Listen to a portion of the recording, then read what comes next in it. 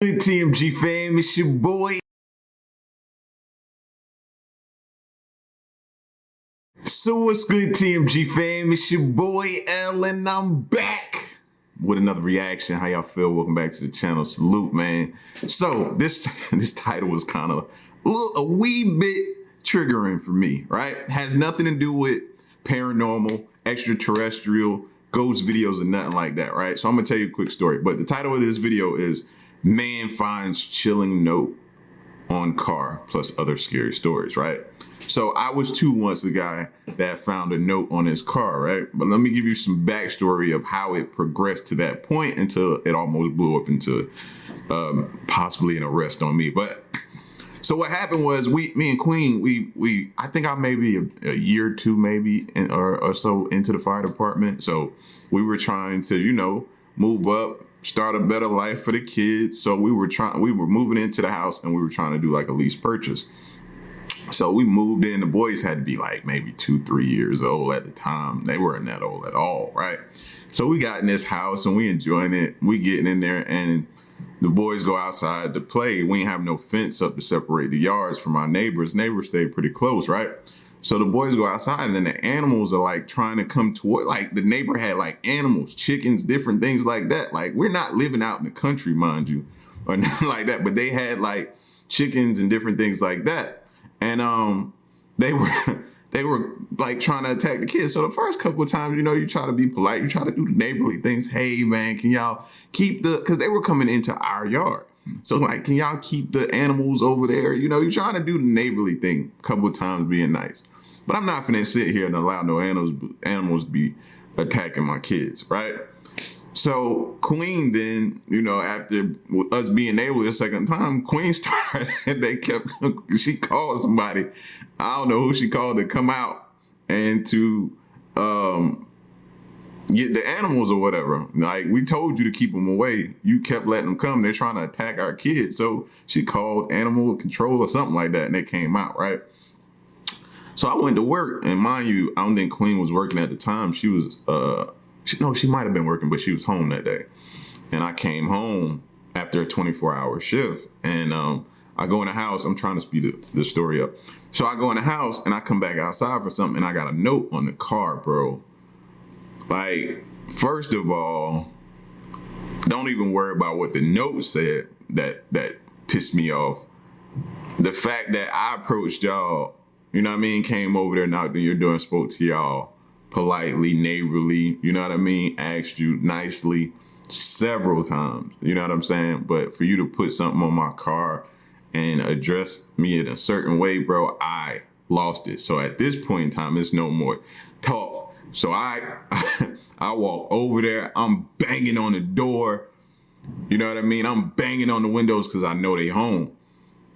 So they had like a little, what's one of them green, like cable boxes or whatever out in the front of their yard. So I walked over there and sat on it after banging on the door, and I'm yelling like, nah, fam, come outside. You just put this, I just got home. You just put it on, come outside, bro. It's no time. So they sent a kid to the door, man. And I'm like, nah, don't send your kid there. That's no, go get your parents. Tell them to come outside. Matter of fact, go get your dad. Tell him to come outside and see me. You know what I'm saying? Like, I was heated, bro. So seeing this title, man, took me back to that moment. So it took me a while to start the video because I was just sitting here shaking my head like, man, like, that was a wild day. That was a wild day. They ended up moving, by the way, too. So it was crazy. But anyway, we're going to get to this video, man. It's scary hours. So by now, with me going through that little rant, you should have your doors locked, your windows locked. And you know what I mean? Everything secure, lights down, low, dim, however you want to have it. It's scary hours time, baby. Let's get to it.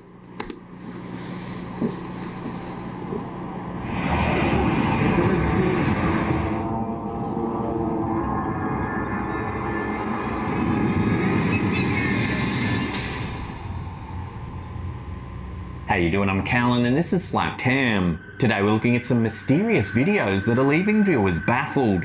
So hit that subscribe button and get ready for more creepy content just like this.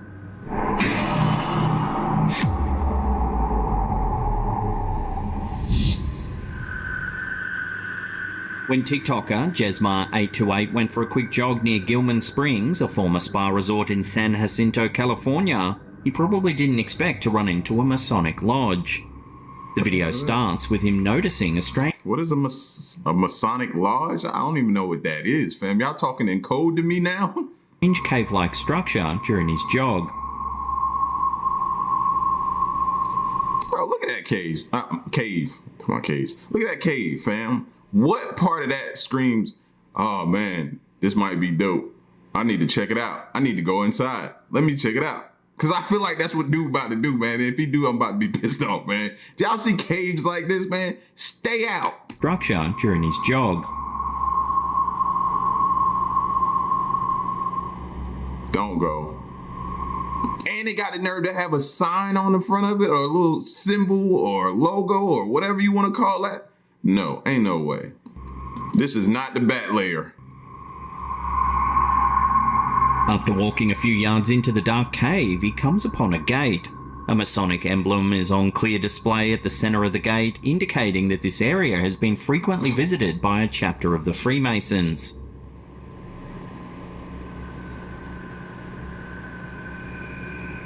He shines his flashlight all over the vast interior of the cave and notices a bunch of old, dilapidated bleachers along each wall. Fam. Like, you're walking in a cave, number one, which is crazy, by the way. Like, you just don't care about death at all. And then you walk in there and it's bleachers on each side. Like somebody's been holding court with a bunch of people inside of a cave. Ain't nothing about this screams good. Nothing.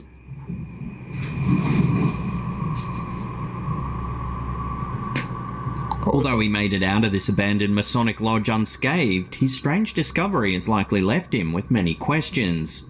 Why is there a Masonic lodge on some random hill in San Jacinto, California? The area where he is jogging is pretty close to a Scientology headquarters as well, so some viewers think there may be a link. Could be.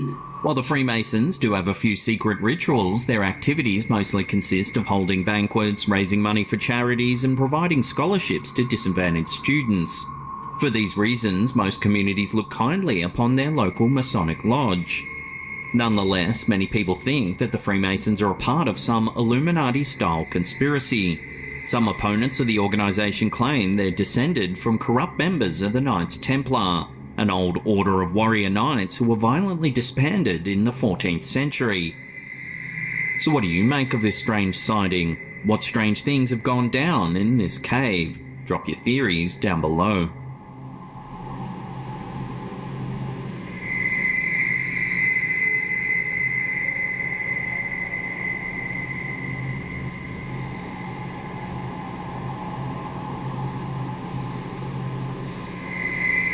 In January 2022, while a few beachgoers were enjoying a nice evening along the coast of Venezuela, something suddenly caught their attention in the sky. Luckily, someone recorded the sighting and uploaded it to the Chile UFO Facebook page so that more people could see it. On the horizon, you can see a strange object slowly moving above the ocean.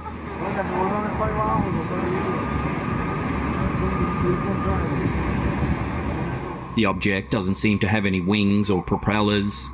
Instead, it simply floats to the right side of the frame. What the Unfortunately, the recording only lasts around 19 seconds, making it very difficult to determine what this strange object might actually be. Some viewers thought that due to the low quality of the video and the fact that it was captured at sundown, it might actually just be a cloud, and the compression rate of the camera. That look like a cloud, y'all? I'm no expert at cloud reading or anything like that. You know what I mean? I just used to lay on the ground and try to make animal shapes out of clouds. That's, you know what I mean? I think we all probably did that. Like try to find animals in the clouds or different things in the clouds. But nope, that don't look like a cloud, bro. And the way it's moving or hovering, makes it look stranger. It's like they getting bolder, fam. They getting bolder. Like they don't care about the mystique anymore. They don't care. It really is. However, some of the witnesses that were there that day are certain it was no cloud. They say they could actually see it moving at speed down the coastline. Naturally, due to its unidentified nature, many people called it an alien craft.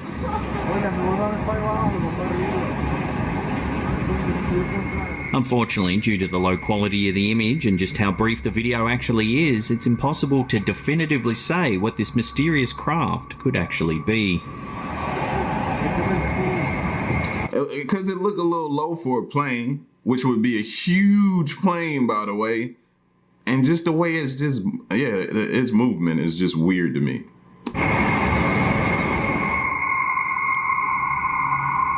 To most drivers, road rage isn't a new concept. You've likely had someone tail you, flip you the bird, or act aggressively in some way after some minor incident. True. While road rage incidents usually fizzle out, angry drivers occasionally take it a step further. Such was the case with Mark Holzman. On the morning after going to an NBA game back in October 2018, Mark went out to start his day when he noticed that someone had slashed his tyres. Upon closer inspection of the vehicle, Mark noticed a little note which read, "You were so easy to find, Mark. You should drive more carefully." See what I mean? We was just talking about this in the Black Friday video. And in the road rage incident that left one person, I think, deceased. Yeah, it did. Bro, like what? We got anger issue is a huge issue in our country, bro. Like, well, it ain't just here, because I've seen some of them driver compilation videos, man, and it's everywhere. In some places, fam, they'll just take their car and just run into you. That's how mad they get. So bro, you had the nerve to come to my home, slash my tires, and leave a note on my vehicle, fam. Like, y'all be careful. Be careful, let's say that.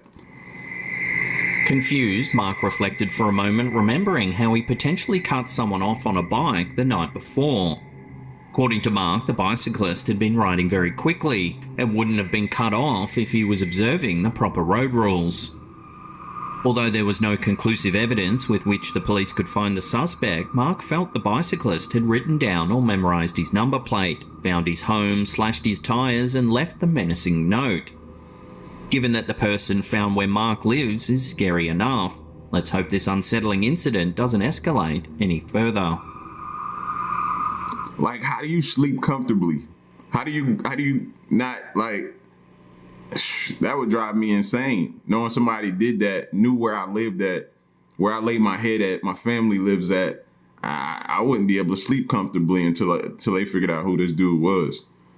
Gotta invest in some cameras, y'all. Several years ago, Redditor E. William posted a very unsettling photo to the forum, along with a strange little story. E. William's friend was walking through his neighbourhood when he spotted a woman standing eerily on a roof. He took a snap so he could explain what he had seen to his friends. Take a look at the crazy lady. The photo here. After the initial shock of seeing someone standing on a roof in the middle of the night, the friend realised they actually knew the woman. They pressed the woman and asked what was going on. Staring blankly ahead, the woman announced that she wanted to set an example for the young kids on their block, teaching risk-taking, resiliency, and community. Oh, she crazy. That's a different type of crazy. Like, and is it me, or does it look like that power line is close, but it could be far away, but it looked like she just laying on it. Realising that drugs and alcohol were most likely the reason for the bizarre outburst, E. William's friend quickly walked away. When this photo was posted to Reddit just over 4 years ago, it went viral, getting thousands of upvotes and eventually hitting the homepage of Reddit. Most viewers felt the ominous sighting was like something out of a horror movie and told the friend to be careful while out walking at nighttime. Facts. So what would you do if you spotted something similar in your neighbourhood? Would you ask the woman what's happening or just hightail it out of there? Let us know down below. If I pull up in my neighborhood or I'm walking my dog at night and I look up and I see a woman standing on her roof, bro, I don't even know what my response is. It ain't gonna be good though. It ain't gonna be good. Hey lady, is you crazy? What's wrong with you?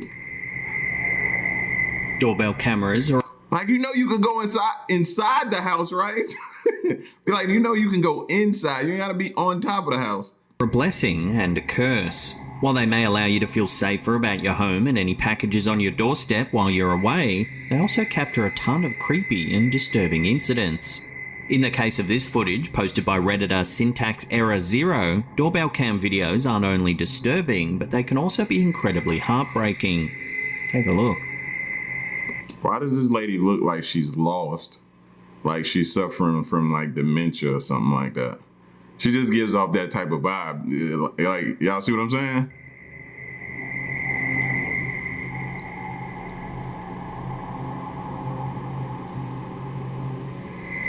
The video shows an older woman approaching the door and shuffling in place on the stoop. She appears distressed and is holding a knife in her hand.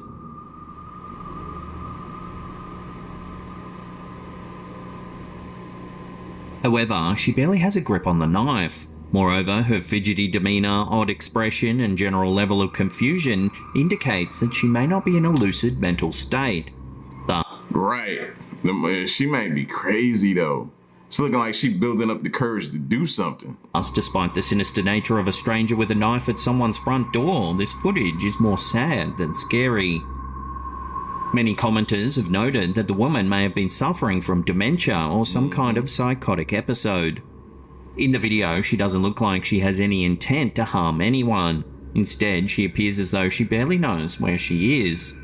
It probably wouldn't have been a good idea to open the door in this situation, but you can't help but feel sorry for this poor old woman.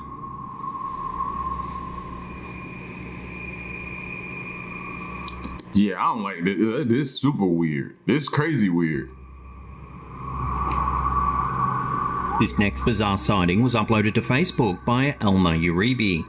In January 2021, while waiting in traffic, local residents in Brazil spotted something mysterious in the sky. Brian, no te vas a creer. Brian está acá cerca. Brian, bonita, imagina qué mierda. The object has a saucer-like shape and lights lining the edge of it. Aquí, porra. ¡Ay, maldito camión del demonio!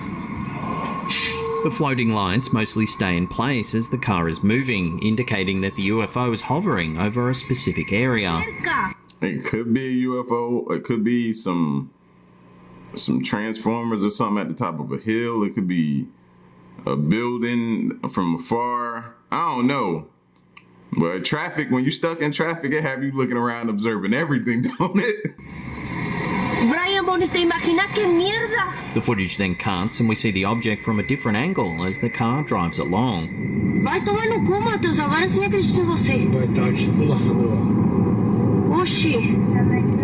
Cállate, me queda. Espera ratito. Mas não é só a gente deitado, né? Tem muita gente. Eu como, Matheus. Olha isso. While it may be difficult to judge the size or nature of this object, it's very strange that it remained fixed in one position for the duration of the video. Bueno, mi amor, espera un ratito. Mira. One viewer posed an interesting question. If UFOs have something to do with intelligent extraterrestrial life, then what are they trying to accomplish by revealing vague glimpses of themselves in random places across the globe? Brian, bonita, imagina qué mierda. Qué puta, del cielo no se ve. So could this really be aliens, or is it something else entirely? Drop your thoughts and theories with the rest of the community in the comment section down below. Oxi. Cállate, me queda. Espera un ratito. Mas não é só a gente deitado, né? Tem muita gente. Eu I couldn't really tell at first, but now I see it now. como, Matheus. Olha isso. Before we take a look at a truly unsettling map that's been posted to Reddit, remember to hit that subscribe button and tickle that little bell icon there. That way you'll be in the loop every time we drop our scary and mysterious videos. People go missing across the United States every day. While authorities usually solve missing person cases pretty quickly, some people disappear without a trace. Investigators rarely solve these kinds of cases, and according to Redditor 8791781927, many of these cases have one thing in common. In this Redditor's post, they uploaded a map of missing person cases juxtaposed with a map of the largest cave networks across the United States. When comparing the two maps, the unsolved missing persons line up almost exactly with the country's largest cave systems. This has led many to believe that people are disappearing in these very large, mostly unexplored cave networks. However, this theory raises some questions. Are people getting lost after intentionally exploring these massive caves, or could something else be going on? Criminals may intentionally kill people in these areas and dispose of their bodies within these cave networks. Some people... And I guarantee a lot of it is our curiosity, fam. Straight up. Massive caves, or could something else be going on?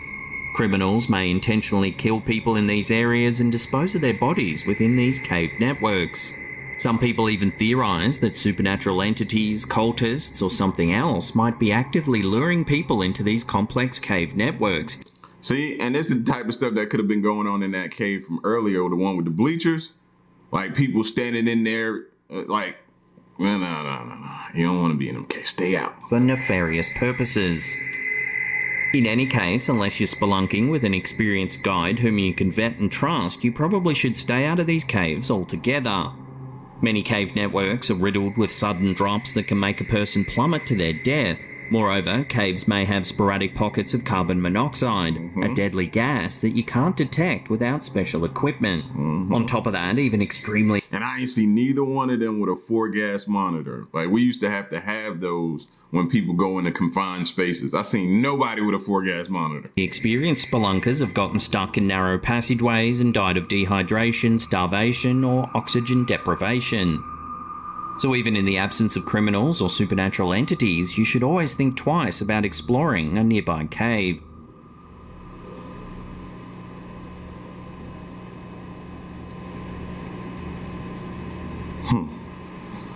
Now, if you want to see some more mysterious... Yeah, I don't really understand or know what's everybody's fascination with these caves, man.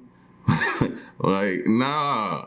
And then y'all be going in there by yourselves, and nah, I'm not that curious, bro. I can find plenty other things to do by the time. It's dope to see them, pass by them, look at them from afar, but to go in one? And I'm not even claustrophobic. You know what I mean? Some people are claustrophobic. They go in there, they feel like the wall's starting to cave in, but nah, I ain't playing around. You never know what's in there or who went in there seeking refuge. It could be a killer on the loose. It could have been anybody. Like, nah, y'all be safe, man. Don't be running up in no random caves. Is you crazy? You know your parents raised you better than that, all right? Just think about that. It's your boy L, man. Y'all get at me in the comment section. Let me know what you think. And stick around and stay tuned, man. Until the next one, I'm gone. Peace.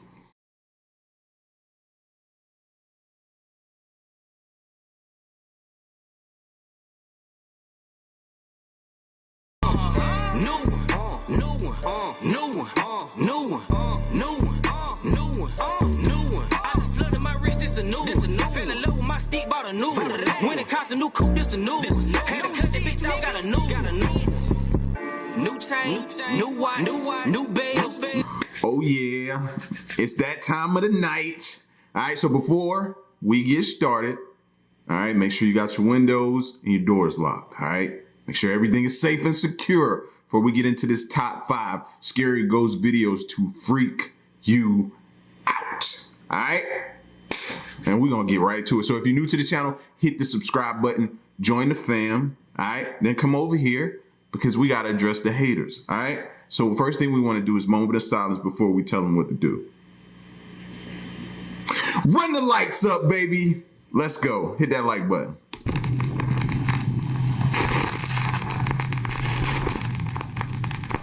Top 5 ghosts caught on camera. Final entry. Paranormal investigators Jordan and Johnny from the YouTube channel Paranormies are contacted by an anonymous viewer named Richard. Richard explains that he found a mysterious old journal in his attic 6 months ago. And almost immediately, very odd things begin to happen around his rural farm home in Manitoba, Canada. Richard says he has no idea who the journal could have belonged to, but he believes that the notebook might have belonged to a mentally disturbed war veteran, as it describes in detail how the man has taken lives in the war. In an attempt to find answers to the unexplained activity in his home, Richard sets up several static cameras.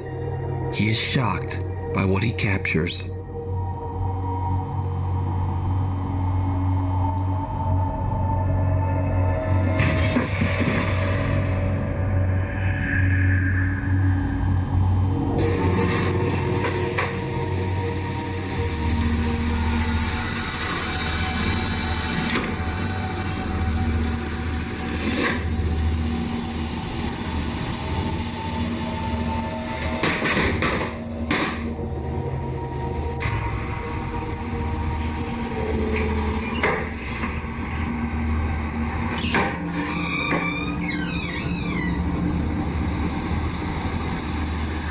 When the Paranormies team receives Richard's videos, they are eager to make plans to investigate his home. Richard agrees to let the paranormal investigators stay at his home for the next 2 nights.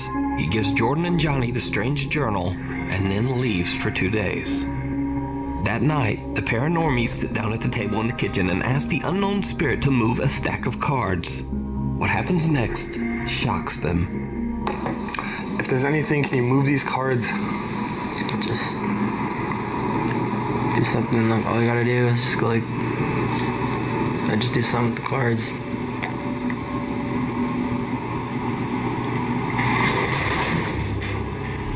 Okay. Oh, that freaked the out of me. What Yeah, is now it? it's leveled. Level? Now it's starting to say stuff. A chair slides across the living room floor right in front of their eyes. So Jordan decides to do a sensory deprivation session and covers his eyes and ears as he listens to answers coming only through their spirit box. Meanwhile, Johnny asks whoever might be haunting the home to give them a sign. And he gets one. Let us know you're here.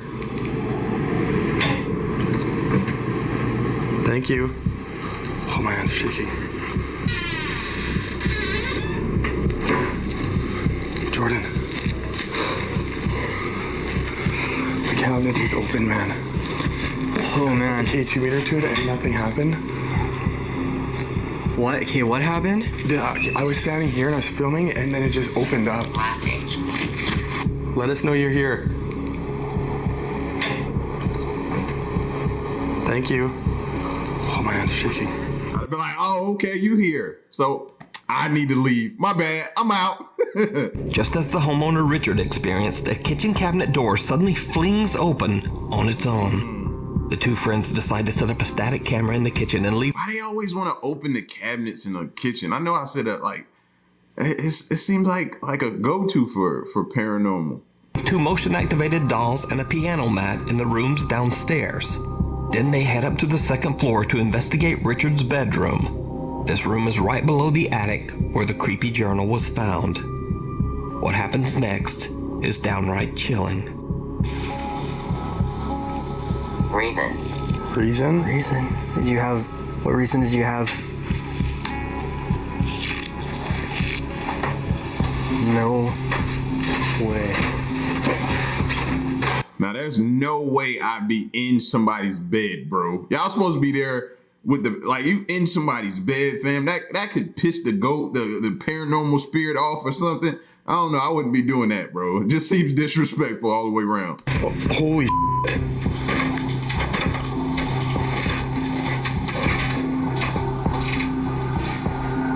It just flicked the light on.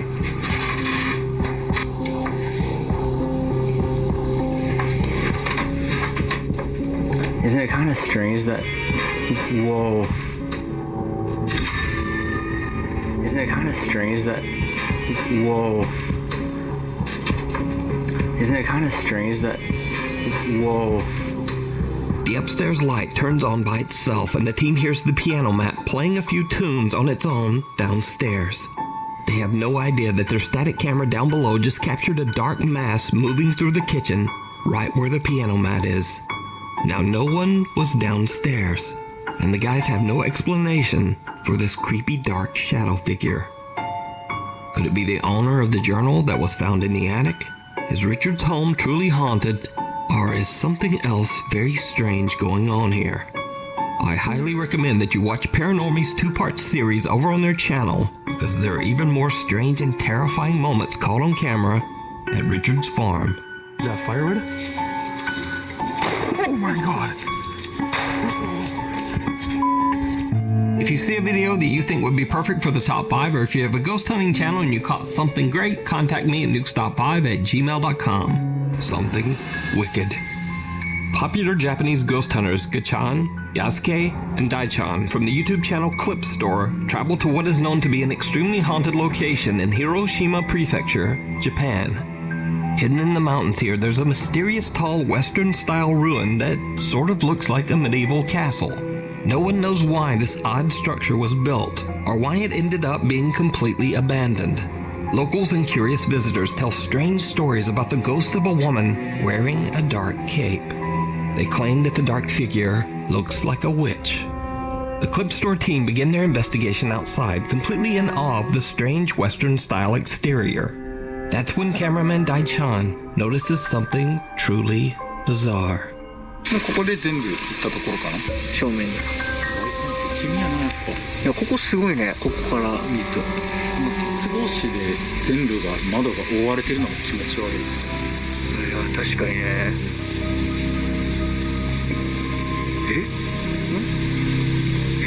なんか今上に人影あったぞ It's a little hard to see, but Daichan's camera barely captures what appears to be someone quickly moving away from the edge of the roof, almost as if someone or something is watching them from above. The team splits up as they each investigate one of the 3 floors inside the abandoned structure. Investigator Yasuke finds an old TV on the 2nd floor and sits down to listen and wait, just to see if he experiences anything remotely paranormal. What happens next is absolutely terrifying.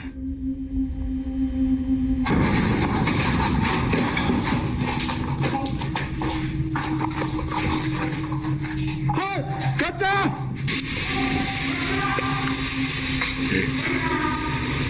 Yosuke-sanだ。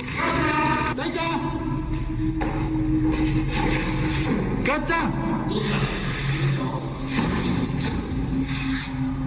なんか触られた。上をったろ今大ちゃん後ろ降りて大ちゃん後ろ降りて大ちゃん降りてき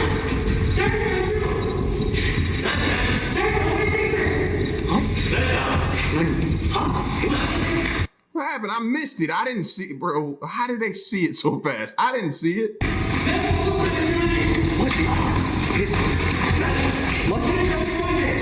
大ちゃんの横に Oh, now you want to run.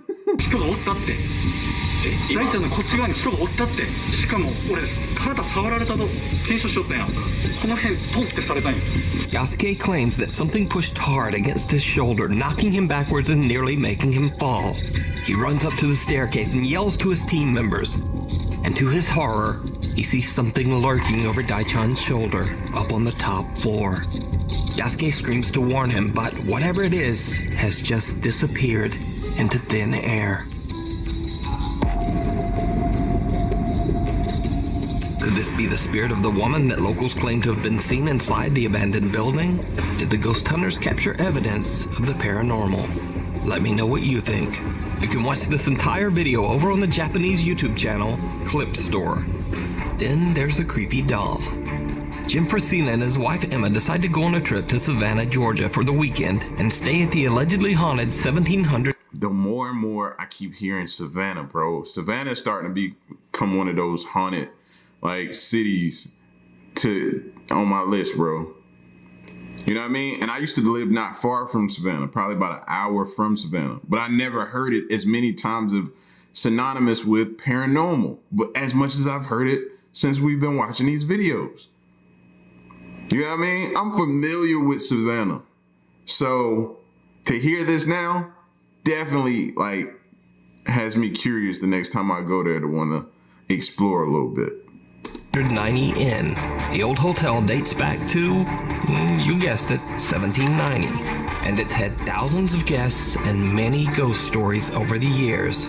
One of the spirits that is said to haunt the inn is that of young Emma, a bride of an arranged marriage who fell deeply in love with a sailor on leave from his ship. Emma is said to have tragically passed away after a very mysterious fall from the third-floor window. Another ghost that people believe to haunt the old inn is that of a little boy named Thaddeus. Now, not much is known about Thaddeus other than that he seems to have a fascination for pennies, which he leaves lying around throughout the hotel. So, Jim Frasina and his wife begin to hear strange sounds in their hotel room, and Jim decides to leave a static camera up and recording during the night as they sleep. When the couple reviews the captured footage, they are shocked.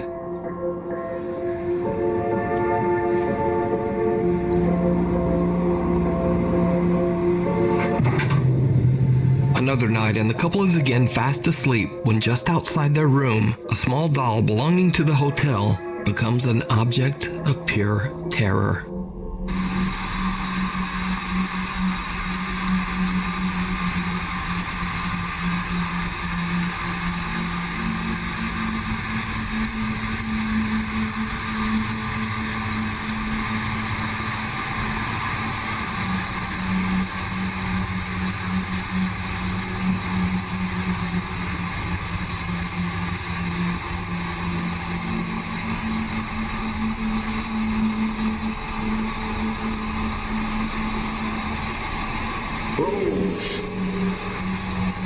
The doll slowly moves its little head forward, defying both logic and gravity.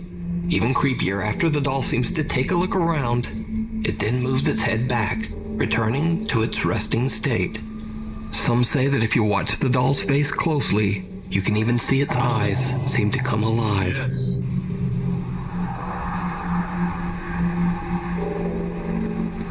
And it looked like it gave you a little smile as well.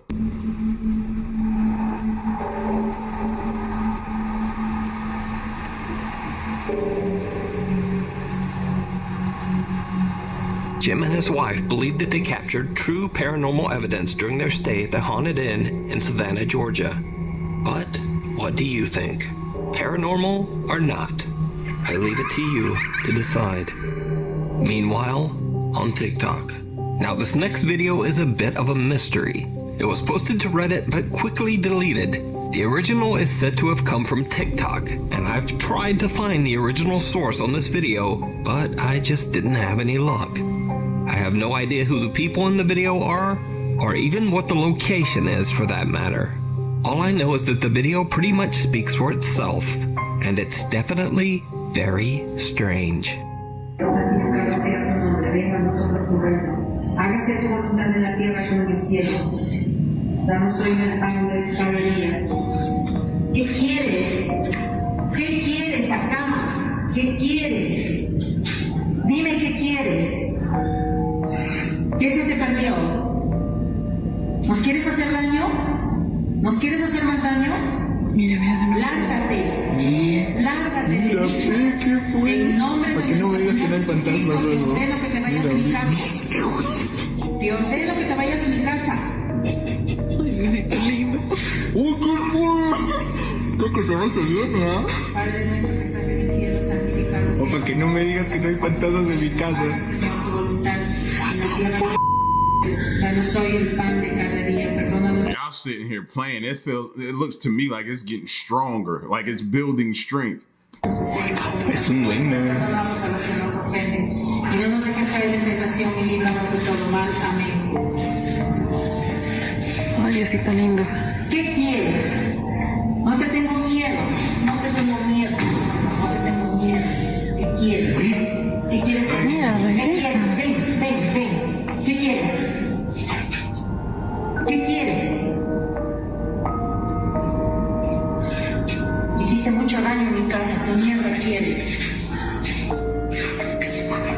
¿Qué quieres? ¿Qué quieres? Dime. Dime qué es lo que quieres. Sound like she was saying, demon. Like, what do you want? And it's like, look like it's responding like, you. En el nombre de nuestro Señor Jesucristo te ordeno que te vayas de mi casa, te ordeno que te vayas a donde perteneces. Lárgate, lárgate. A dark shadow-like mass seems to manifest in the corner of an empty room, and then just as quickly disappears into thin air. It's like it's breathing. Only to reappear again milliseconds later. The unexplained shadow continues to do this disappearing act as a very angry lady just kind of screams at it and then suddenly kicks it. Now, I have no idea what happens next, but whatever that black mass is, this angry woman ain't having it. And exactly, that's what you do. You want to piss it off? Like, stop. I'd been like, yo, stop. It follows. So over a year ago, I featured the story of Nick Cimino, who at the time shared his horrifying paranormal experiences on TikTok. Nick says that his home has always been somewhat haunted. Then one day he found a strange bag hidden in the wall of his house that contained old 1960s patient IDs. Even creepier, the patient IDs belonged to former residents of the Kings Park Psychiatric Hospital near Nick's home in Long Island, New York. After Nick found these old patient IDs, the paranormal activity in his house just seemed to intensify. Okay guys, the lights just started flickering again. This creaked open, and I've been trying to see what the heck is going on. It's literally insane, and I keep hearing things all the time. Oh yeah, I remember this video. This video is crazy. Like what? This is... Oh my god, what is going on?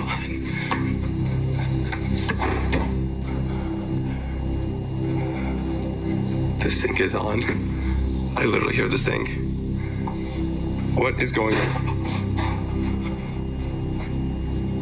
What is this? Hello? Now, what makes Nick's story very unique is the fact that he's not alone in experiencing these frightening paranormal events. Not only has his family witnessed this strange supernatural activity, but Nick works at a local frozen yogurt shop, and most of his co-workers have also experienced bizarre events that they simply cannot explain. Nick would have been fired playing around with me. Let me to be your boss. You know, nah, you bringing stuff to work. No, we hired you, not your paranormal friend. Now, both of you fired. Like, this is not a joke. Oh my god.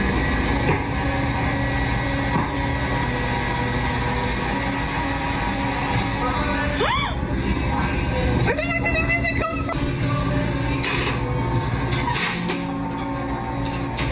And the music just stopped.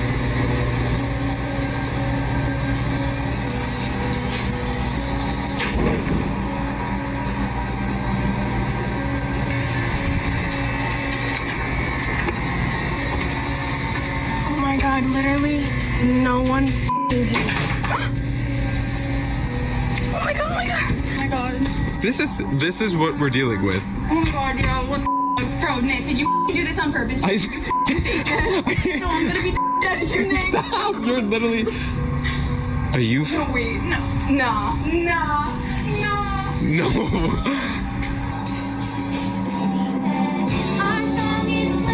Can't be hearing no music. The last year of illness that is still spreading around the world, Nick's home state of New York was hit very hard.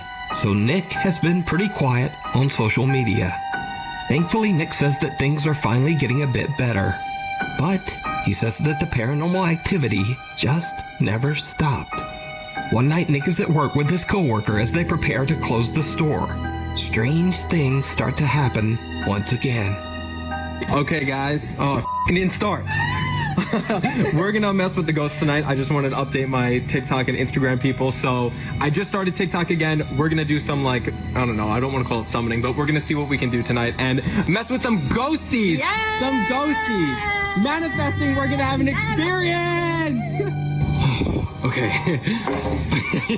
Strong. Yeah. So, this has been going on for the last 15 minutes. We were talking to the spirit, and I guess we gave it too much energy, and now things are getting worse. She thinks I'm somehow messing with her, but we are so behind on closing. Like, we have to still clean so much stuff. No. And they just won't stop. Like, the spirits won't give us a break right now. Oh, never mind. Okay, let's go. Yeah. Yeah, I'm literally out of breath. I'm so nervous right now. Okay, so this is what we deal with here at Swirls. It's currently 11:18, and we're still not home. And okay, there was a sound right there, and I guarantee I just saw a shadow. I hope I caught that. See? I don't get it. Is there a reason that you're doing this right now? Okay. Right? Yeah, this is our main panel. Okay, stop. Okay, chill. Okay, so this is what I... No way. Bro, like, I just caught that literally right in front of me. I literally just caught that in front of me. No one is here.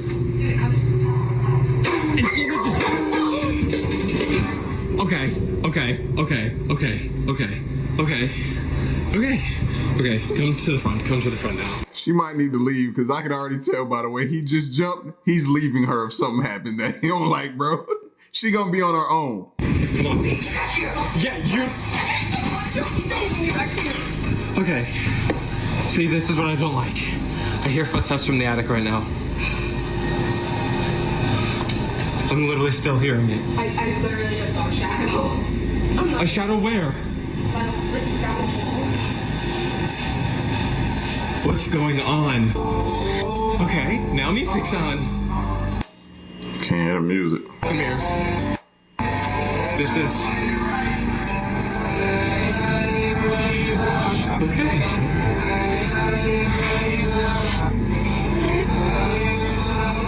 Okay, so this is what I mean. And I just...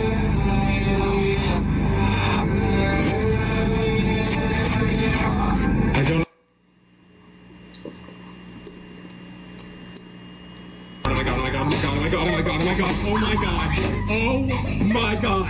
Oh my god. Okay, we need to get the lights on. Please come with me. Please go to the switch. Go to the main panel. Just go to the main panel. Okay, turn them on. Look at that. He sent her. He didn't go. He sent her. There are flickering lights, unexplained sounds, objects falling, and music that turns on completely on its own. But later, when Nick looks back at the footage, he discovers something even more disturbing. When he pans his phone to look at the security camera live feed, a white translucent figure can be seen moving behind the store's front counter. Nick says that he has no idea who or what this could be.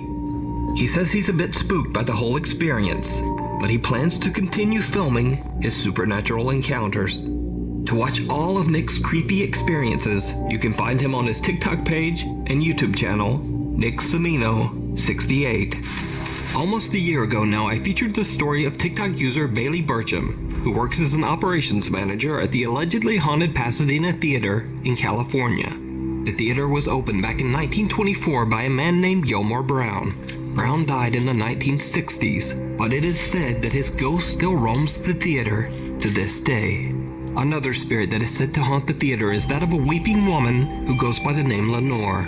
Some visitors claim to have seen her, and many have heard her distressing sobs echoing throughout the dark theater. One night when Bailey is completely alone in the empty building, he captures something downright Theaters will forever be creepy to me. They just weird vibe central. chilling. Alright guys, so I work at this old theater and been hearing a noise. It's a really beautiful theater, as you can see, if you can see it at all. But I keep hearing a noise in here, and there's not supposed to be anybody here, so just double checking, but I wanted to film it just in case. There's the ghost light. It's a light we keep on for ghosts, for people who still remain here and whatnot. And what the f?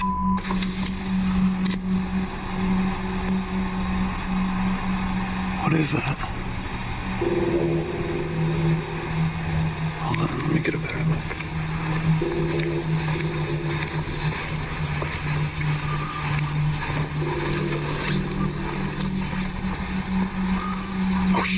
Shocked TikTok viewers believe the apparition standing on the theater's old private balcony to be the ghost of the theater's founder, Gilmore Brown. Now, almost a year has passed since that video, and operations manager Bailey was never able to capture anything like this again. That is, until one night when the theater's alarm is triggered and Bailey sets out to investigate. He records what he describes as, quote, "the scariest thing that has ever happened to me." What's up, y'all? As always, if the sensor gets tripped, I film it just in case we see anything. So here we go. It's 9 p.m. on a Saturday. This is my life. So I'm walking through the main stage. Here, I'll flip it. Okay. Ghost light is on.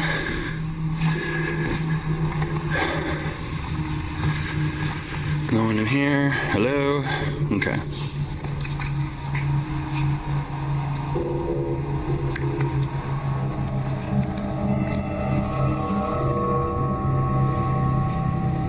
A man and woman almost seem to materialize from the haze, standing in the upper balcony. They seem to be staring down toward the stage, watching Bailey. Now some TikTok... I'm like, I don't know what show y'all came to see, but enjoy. I'ma leave. And I head right out, bro. I don't know what y'all here to see, but it's yours. The place is yours. Have at it. Gone after that. You feel me? TikTok viewers wondered why Bailey would cut his video instead of showing what happens next. In another video, he explains. Okay, let's answer some questions. First off, thank you for checking in. I am safe. Nothing happened to me. Secondly, the reason that video cuts off is because I shut it off. The second that I noticed something up there, it took me a second, I started to zoom. The second that I noticed figures up there, I shut it off and walked out. We went into search, we didn't find anybody. But if someone snuck in, they definitely didn't leave any evidence of it. And you heard him say we now. He went and got help. He ain't doing that alone. And they got out quick without me noticing, so... I don't have an explanation for this. I'm sure there is one. I'm not a ghost hunter. I don't know what I'm doing. I just work here. So did Bailey capture the ghosts of founder Gilmore Brown and the crying lady Lenora? Let me know what you think. The house where no one lives. Carl and Nancy from the YouTube channel Hunting the Haunted are investigating a long-abandoned house in the middle of the woods in Titusville, Florida. According to neighbors, the house is so haunted that no one will live there. The home has sat empty for over 40 years. As the husband and wife investigative team are exploring the house, Nancy picks up something very odd on a thermal imaging camera. A very cold spot in the middle of the room that almost resembles a face, but then quickly disappears, and things just get creepier.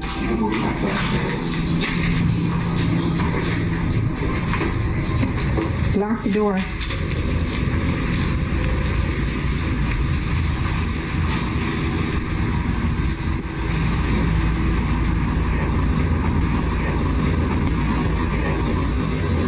Carl heads to the car to retrieve a flashlight, and Nancy says, lock the door.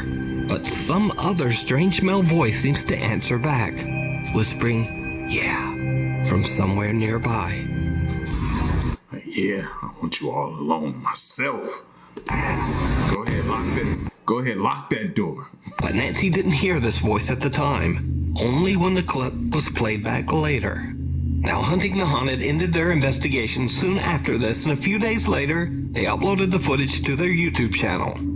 But they were shocked when their subscribers watching the video spotted something truly bizarre. Something that Carl and Nancy had completely missed. I think something's upstairs. Look at that. Look at the activity. Look at that, guys.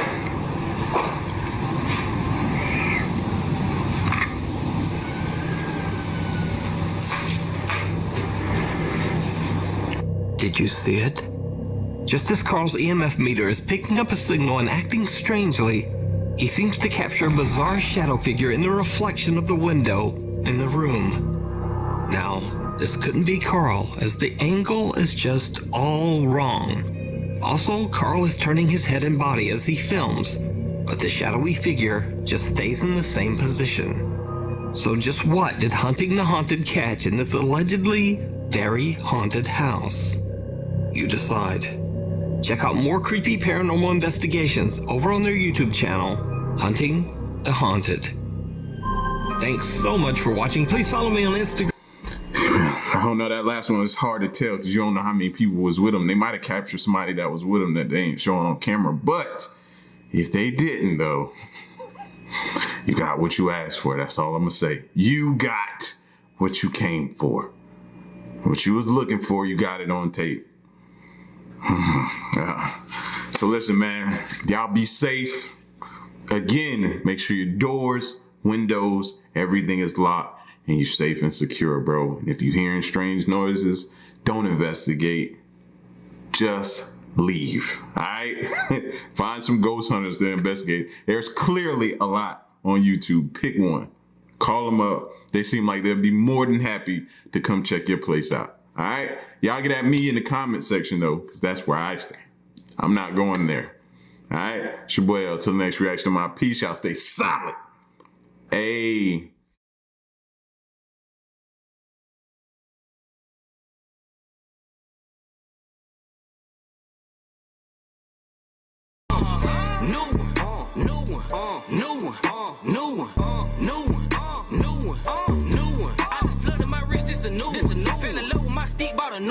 When it comes to new coupe, this the new.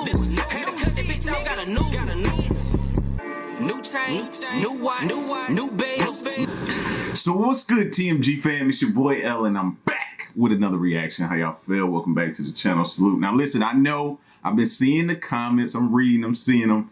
I know y'all been like, man, where's the scary stories been? Where's Mr. Nightmare? Where's the Newt's Top 5 or the Chills? As much as y'all love his voice. You know what I'm saying? Where are they at? I'm back with one, man, on this Sunday. But here's the caveat.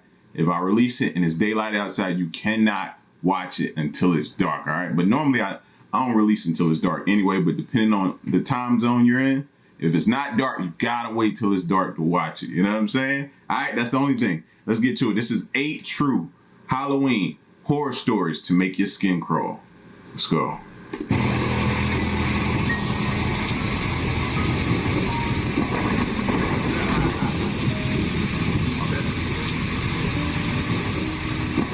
I was 22 years old, attending a Halloween party at my former best friend Nick's house, who died of a heroin overdose in 2013. Before his death, he would throw big Halloween parties every year at his house, as his parents routinely flew to New York every year to attend their own friend's party. He was always a big Halloween freak, so the whole house was littered with truly horrifying props that we all knew Nick spent way too much money on. He even put up giant walls of cardboard and covered them with wallpapers to create a haunted maze of sorts. I want to keep this story PG-13 rated, so I'll skip the weed, beer, LSD, and sex and get right to the part where things got bad.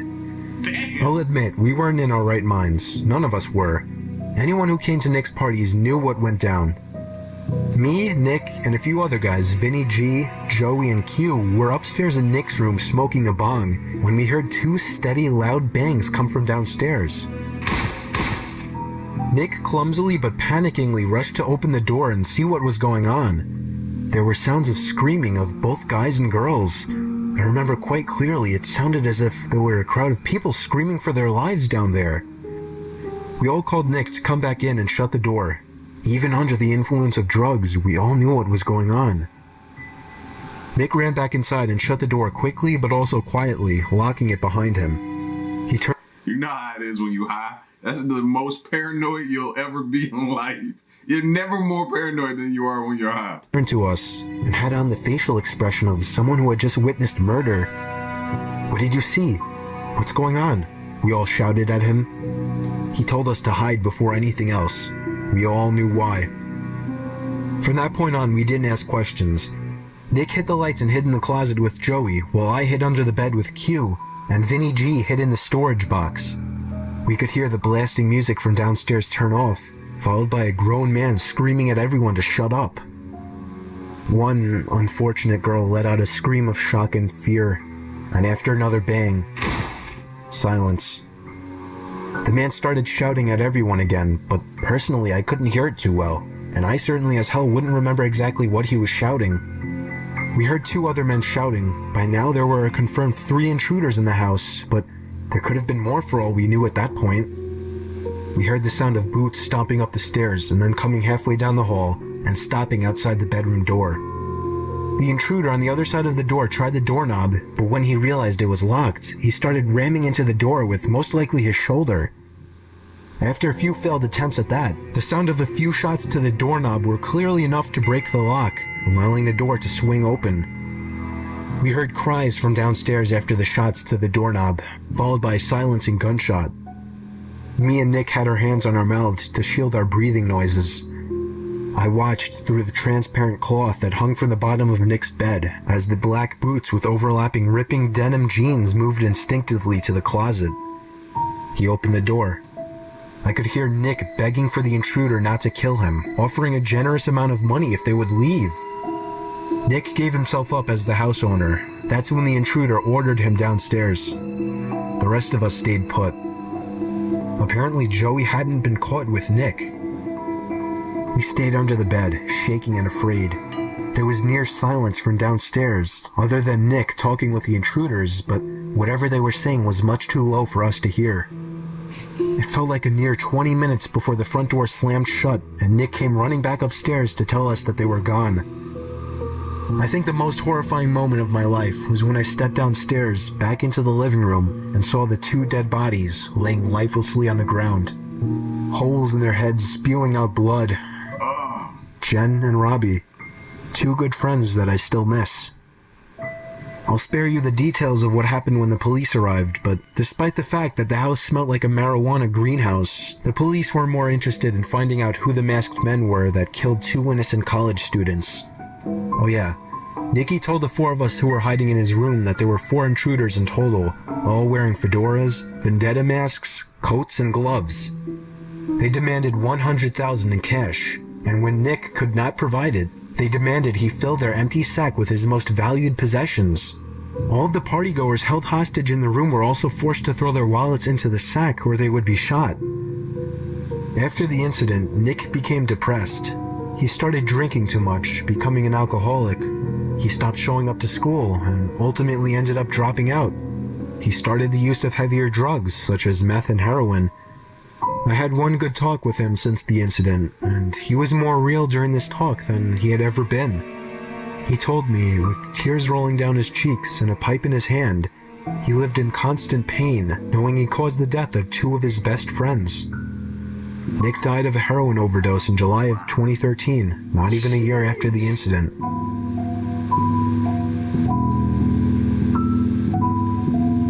It was my first Halloween living in my own house. Bro, that could have been any one of us. How many of those parties you went to when you were in college? Some of you may be still in college. Like, that could have been anybody at one of those Halloween dress-up parties, not knowing who's who was invited, just there thinking you finna have a good time, and it just all of a sudden turns deadly. Then he took it hard, bro. Blamed himself. Died of an overdose. That's scary. That's scary right there, fam. That could have been anybody. House away from my parents. I live in a small corner house with a basement but no upstairs, a house my parents paid half for. It was 11 o'clock at night. I was sitting in the living room watching scary Halloween movies when I found myself getting up to answer a knock at the door. But then I stopped and thought, who could be at the door at 11 p.m.? Surely there were no more trick-or-treaters out. I had a pretty good feeling it was a late-night Halloween ding-dong ditcher, so I gave it a second, then I shot a glance to the porch through the window. They were gone already. Yup, ding-dong ditchers. I sat back down not thinking twice about it, and again, knocking at the front door. Get lost, I yelled. I was not in the mood for punky kids. They ignored my demands and started pounding now, not just knocking. I swear it pays to have the ring. You know what I mean? I was pissed now. I leaped up and swung the door open. No one was there once again. I slipped on my shoes and headed outside to begin searching the bushes for the kids, but there was nobody in sight. Not in the bushes, not behind my car, Not across the street? I was done answering. I didn't want to feed into their fun anymore, so I went back inside, double-locked the door, and went to my bedroom, also locking that door, just to feel safer, I guess. Even over the TV, I could still hear the stupid kids pounding on my front door repeatedly. I was so close to calling the cops to get them away, but that would undoubtedly lead to my house being egged or TP'd. The pounding continued for an uncomfortably long time, more than half an hour. I thought these kids must be filming something for YouTube and were desperate for a reaction, but I wasn't going to give it to them. At some point I dozed off with the TV on, only to wake up to the knocking again. I looked at the clock. It was 2 in the fucking morning. How could those kids still be at it, I thought. I turned the TV off and sat up with my ears open. For a few moments, my heart completely stopped as I realized the knocking was not at my front door, but rather at my bedroom door. I jumped out of bed, looking around my room like a madman for something to use as a weapon. They knew I was awake now. They were trying the doorknob, trying to bust down the door. These weren't any kids. By some miracle, I came up with an idea. It was a long shot, but it was all I could think of. How many of y'all are firing shots at the door, don't care who it is? You know what I'm saying? Like, I know who's in the house with me before I lay down. Somebody's banging at my door, not even supposed to be in there.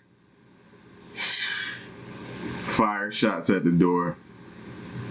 I know we shouldn't. It's not bad. That's crazy. That's insane.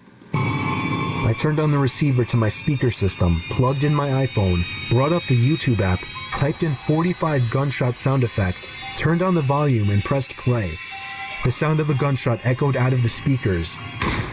It sounded real enough. I paused the video after the first shot and yelled, "That was a warning shot. Leave now or I won't hesitate to shoot you in the head." And it worked. I heard 2 pairs of footsteps stomping over my wood floors and out the front door. I gave it a moment before opening my bedroom door and peeking outside. They were gone, but the front door was left wide open. I quickly shut it, called the police, and that's where my story ended. That was pretty smart. I ain't even gonna lie to you. Most of us wouldn't have thought of that on the spot like that. That was pretty smart.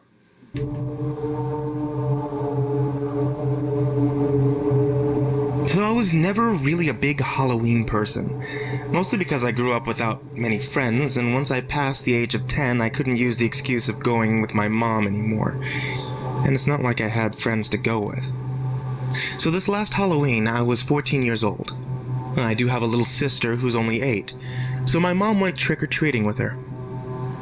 My one really good friend, Steve, already had plans and I didn't want to impose, so it didn't seem like I'd be trick-or-treating this year.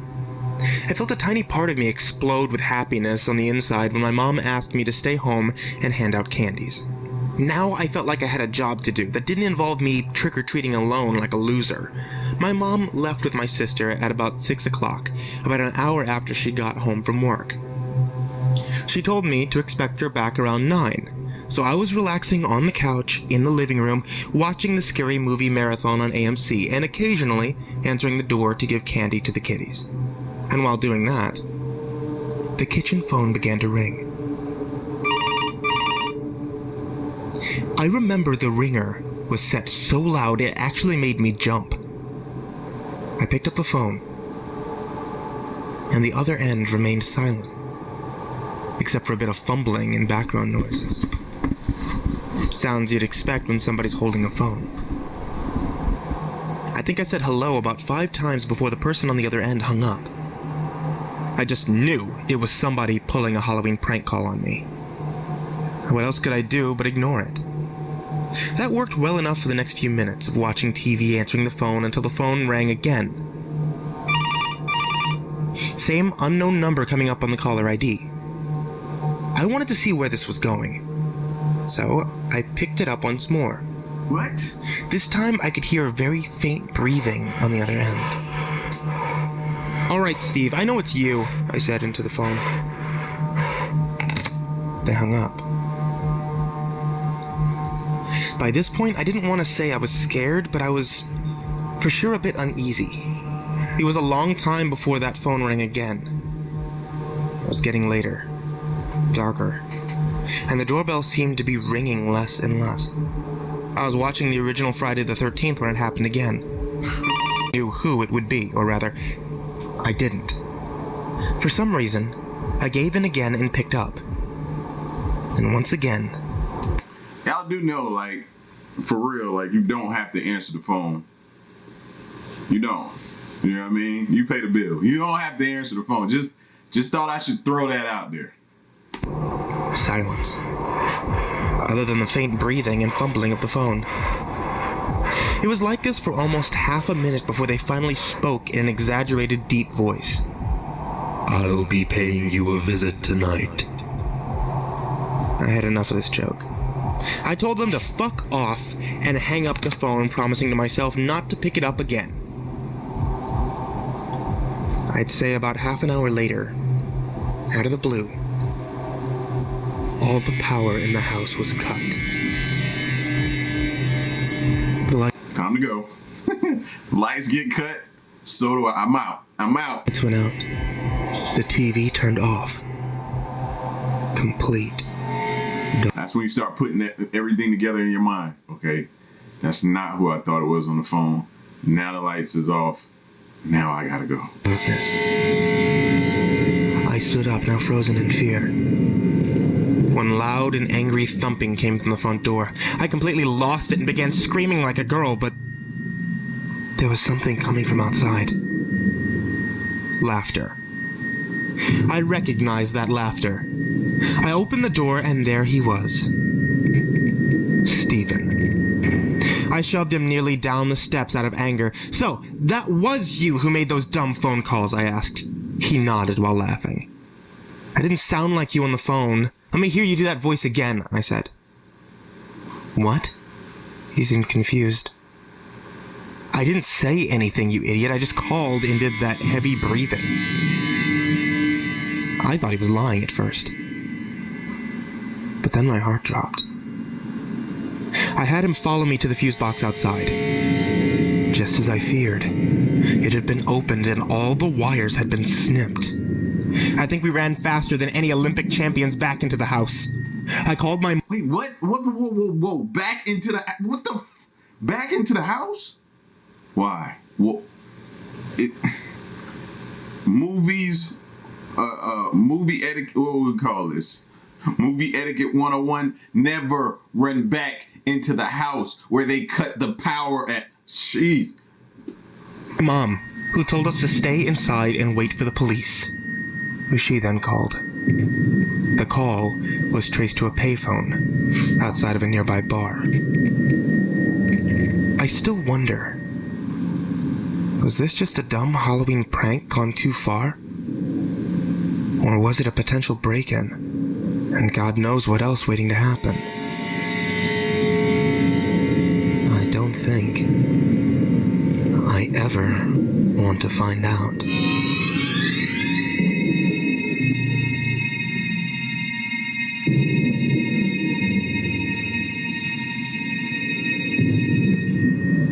When I was younger, my friends and I went trick-or-treating every year.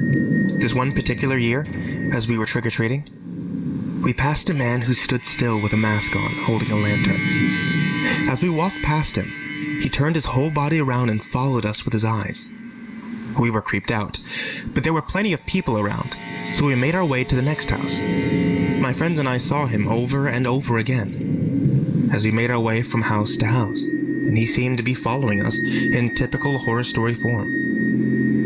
We walked so slow, we couldn't figure out how he kept up with us. At one house, when we hadn't seen him for a while, we got our candy.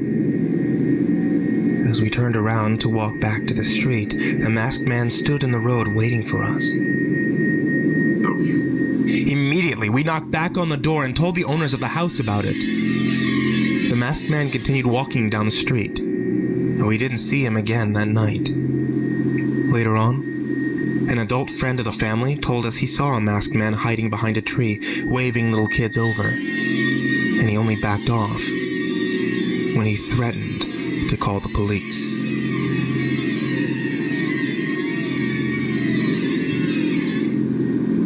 I was trick-or-treating with my friend Casey. We were both 11 years old at the time. We were walking across a small wooden bridge over a small river that many called Jack Winkle River when a black Jeep pulled up on the other side of the bridge, basically blocking our way. We turned around and hurried away. We were the types of kids to obey the stranger danger rules. We could hear the windows of the Jeep rolling down, and a man with a raspy smoker's voice called for us to come back. He was yelling for help, asking us for directions. I yelled sorry, and we continued to hurry away. The Jeep couldn't fit over that small bridge, so it pulled away and drove down the road on the other side. We thought we had made our escape from the creepy driver, when here came an SUV barreling around the corner and down the street, slamming on the brakes in front of us. Once again, the driver rolled down the windows. Now with them right next to us, we could see there were 2 passengers in the car as well. An old guy with gray curly hair and a mustache in the backseat, who also had a raspy smoker's voice, told us to get in the car, that they have free bags of candy. The Jeep banged a 3-point turn and tailed us wherever we went. At one point, the Jeep finally accelerated past us, came to a stop, and the back and front passenger side doors opened, and the 2 creepy men stepped out lunging at us.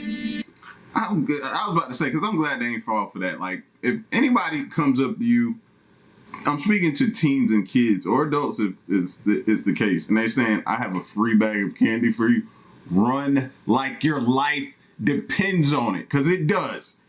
Free bag of candy. Who still, like, are you serious? We dropped. If that's not a dead giveaway. Our bags of candy and ran straight for my house, which was in sight now. We rang the doorbell desperately at least 20 times. The old men that were chasing us couldn't run fast, and when they saw us running to my house, they turned back. My mom opened the door and we screamed and pointed at the Jeep that was backing away in the other direction. She shoved us inside and locked the door and called the police like any mom would. She reported the black Jeep with 3 men inside, older looking, voices, and any other descriptions we gave.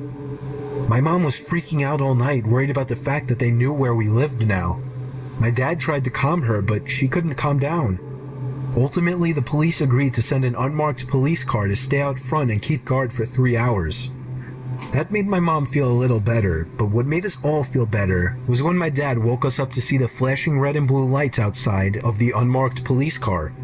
They had pulled over an SUV, a black Jeep, and 3 men were in cuffs. The 3 old creeps that tried to kidnap me and Casey. They was coming back. And that was smart of them to send them in an unmarked car. Most times you see them on TV, they come back in a marked car, like regular police car. Of course they're not going to come. They're going to wait you out. My dad went outside to talk to the officer and most likely confirmed that those were the men. Me and Casey went to the doorway and screamed at the men for their attention. They looked, and we both gave them the finger. My mom then pulled us back in and shut the door, sending us to bed. We went from the worst night of both of our lives to ultimately the best night of our lives. This story took place on Halloween night. I took my 7-year-old daughter Jamie trick-or-treating for a few hours, and when we got back, I cooked dinner, we watched TV together, and then I sent her to bed. I was feeling especially tired that night, so I brushed up and went to sleep. Shortly after, my daughter entered the room and told me there was someone in her closet. I assured her there was no one in her closet. She asked to sleep with me, but I once again assured her that she was safe in her room. She reluctantly went back to her room and shut the door. I made a mental note that if she came back again, I would walk her to her closet and show her that there's no one in there. Surely enough, 5 minutes later she came back. I asked her why she thought there was someone in her closet. She responded saying she heard someone moving around and things falling over. Honestly, when she said that, it kind of made my heart jump for a second. I walked her to her room and turned on the lights. I jokingly asked, "Is anybody in there?" We stood and listened. I didn't expect to hear anything. There it was, a thud from inside the closet. I screamed at Jamie to run to the neighbors and call the police. As she did, I swung the door open and was shocked to find the neighbor's son, Randy, sitting on top of my daughter's Lego box. I grabbed him by the collar of his shirt and yanked him up aggressively. I walked him angrily back to his parents' house next door and found Jamie ringing the doorbell. When they answered, I shoved him inside right into his father and explained everything. I told him I wouldn't press charges, but if I ever caught him near my daughter again, they would all be sorry. Randy's dad Mark slapped him across the face, then asked me to come inside to allow Randy to explain himself. Me and Jamie both went inside. Apparently, while I was taking Jamie trick-or-treating, he had snuck into our house through an open window and hid in her closet with his friend Daryl. I asked him if this Daryl kid was still in my house. He said yes. I told Jamie to wait with Mark while I ran back into my house, and right as I entered, there he was. This Daryl kid, uglier and shadier looking than Randy. He had my daughter's underwear in his hand. What I did next was completely out of fatherly protective anger. I grabbed the little shit by the throat and threw him to the floor, slapping him 4 times in the face, then hesitantly allowing him to get up and leave. The only reason I didn't call the police was because of my close friendship with Mark. But I made my point very strongly that if they ever so even waved, I don't see nothing wrong. He said yes. I told Jamie to wait with Mark while I ran back into my house, and right as I entered, there he was. This Daryl kid, uglier and shadier looking than Randy. He had my daughter's underwear in his hand. What I did next was completely out of fatherly protective anger. I grabbed the little shit by the throat and threw him to the floor, slapping him 4 times in the face, then hesitantly allowing him to get up and leave. You ain't gotta apologize to me for none of that. You know what I'm saying? And I don't even have daughters. So I can only imagine the rage. The rage. She ain't gotta apologize to me for nothing. Carry on. The only reason I didn't call the police was because of my close friendship with Mark. But I made my point very strongly that if they ever so even waved to my daughter again, they would be in the news the next day. We went back to sleep. I let Jamie sleep with me after that incident. She was horrified. The next morning, I found a small drill hole in her closet door. The sick little bastards were spying on my daughter while she slept, at the same time playing with her underwear. Maybe you don't understand the horror of this story unless you're a parent, but there are many days where I think I made a mistake not calling the police. I still can, but nothing has happened since, and I figure I shouldn't create more trouble now.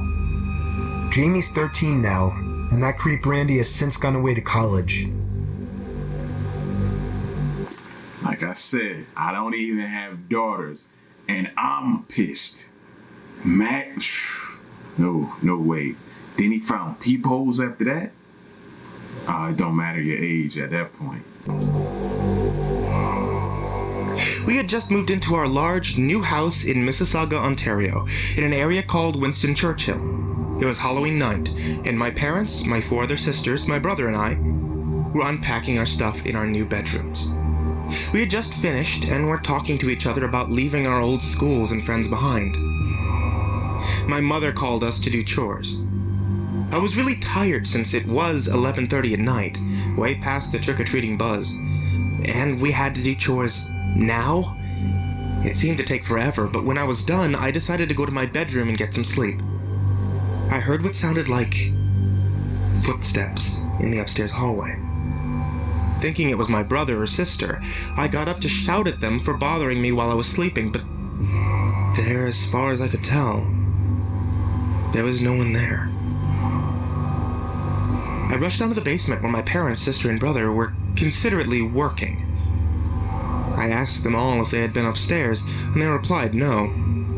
Now I was getting pretty freaked out, but I had to believe it was just my imagination and shrugged it off as if it had never happened. I went back to my bed, which was now freezing cold. I had to put on a sweater. It was just too cold. I woke up in the middle of the night around 12:30 a.m. after everyone had gone to sleep. I heard this loud banging sound that seemed to be coming from my parents' bedroom. I thought it might be my brother or sister waiting to get a drink of water, but was too scared to go alone. I was wrong. The banging continued, getting louder by the minute. I couldn't get to sleep, so I decided to check it out. I walked into the hallway, and believe me, there was no one there. As I walked in, the banging seemed to stop. I stared at the door, only for a quick moment before deciding to go back to bed. banging from your parents' room, and then when you go to investigate it, stop. My bad. Yeah, y'all was thinking it too, though. After a couple of minutes, the banging started again. See? Now I was totally chilled to my very... They heard you go back to bed. Last bone. I tried to sleep again, but I couldn't. Very typical of me. The door to my bedroom creaked open, as if someone were pushing it lightly. But it was too dark to see who or what could have caused it. Hey, what the hell are you doing? Who is it? Let me go back to sleep. Very light footsteps began to move closer to my bed. I thought it was one of my sisters, until I turned onto my side after the footsteps stopped and saw a figure standing next to my bed. A figure at least 7 feet tall. I choked the urge to scream. Nothing came out. I lay there in unimaginable horror as the figure finally said, "Boo." That was when I screamed at the top of my lungs and covered my eyes, when my parents thrust open the door to my room and flicked on the light. There was no figure there. There was no figure by my bed. I cried out everything to them, the thumping, the figures. My siblings came into the doorway and watched me freak out. I asked my parents if they heard the knocking on their door. Surely they must have. It was their door after all. But they said there was no knocking. Not that they knew of. They all looked at me like I was crazy. But I know I'm not. You can't just imagine something like that. Something so real.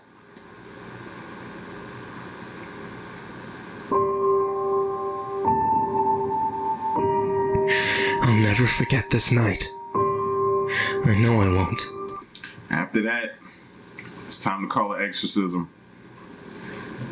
Hey, parents, you know what I mean? Your kid is hollering at somebody, you ain't heard nothing? Get the priest on the line.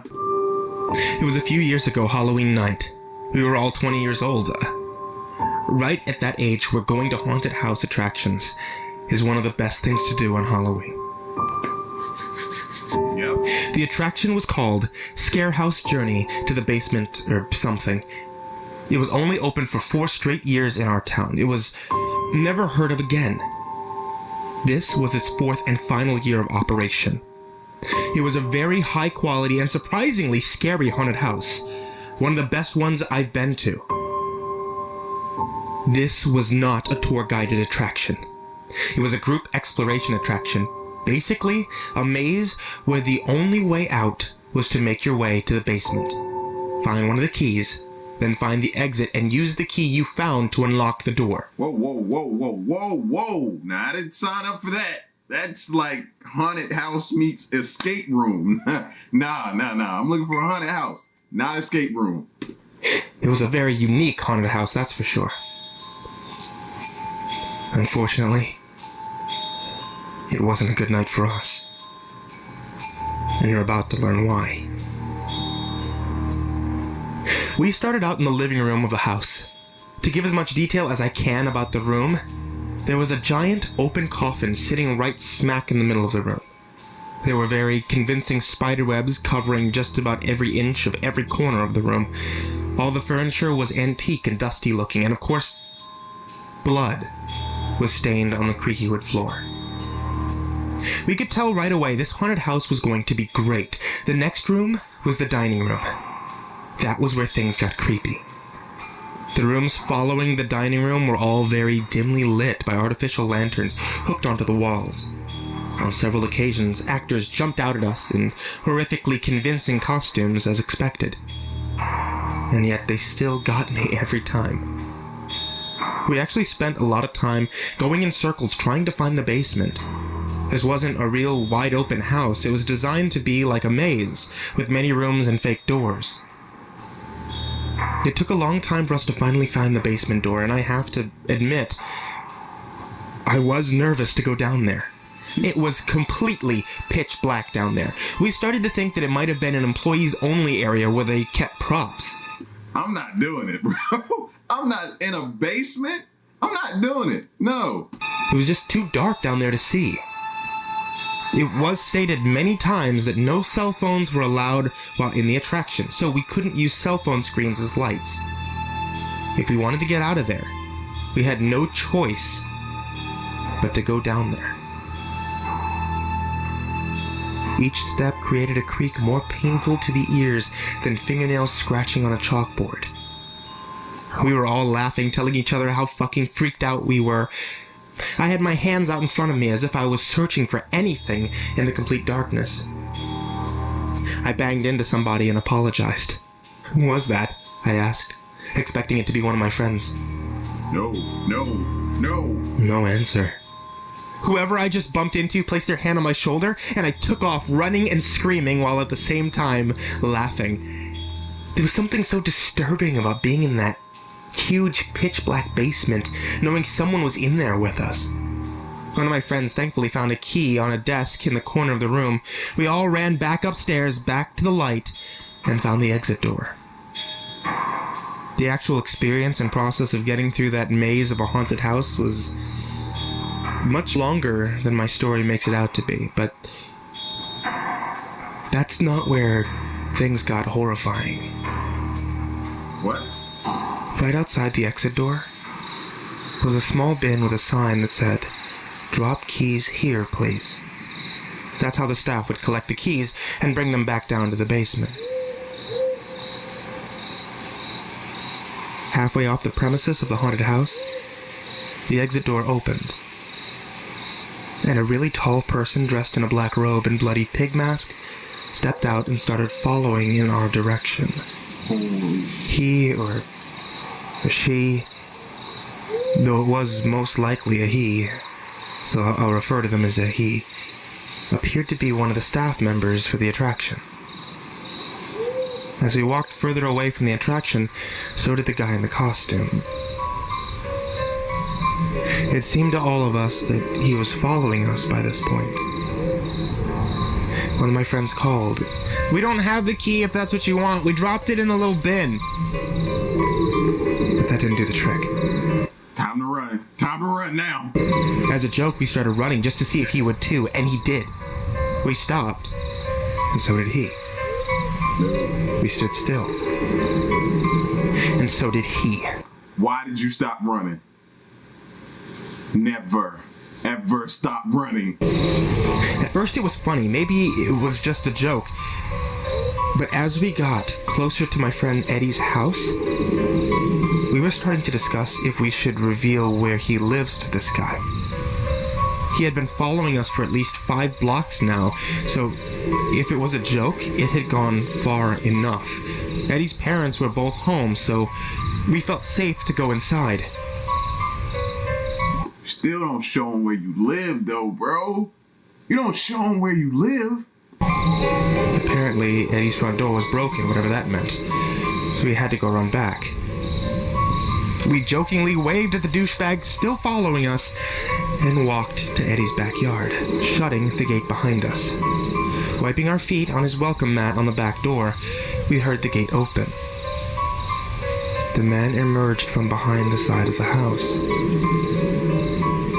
and began walking towards us once again. This time, much faster. Eddie opened the back door and called to his dad, telling him to get his gun. This seemed to grab the masked man's attention. He slowed down, turned his head to face Eddie. Eddie's dad emerged, angry as hell, and aimed his pistol at the masked coward. He raised his hands up and cried out for him not to shoot, that he's only 27. Eddie's dad told him to get lost and never come back. And the next time, he wouldn't think twice about pulling the trigger. No, don't let him go. What sense does that make? Personally, I wish Eddie's dad had made the guy get on his knees and take off the mask, then call the police. That guy got off too easily. For all we know, he could have been armed as well. Could have been armed as well. Could come back. or could go right back to that haunted house and do it to another group. Like, no, you don't let him just go. We contacted the haunted house attraction, and they informed us they had no such employee dressed in a pig mask.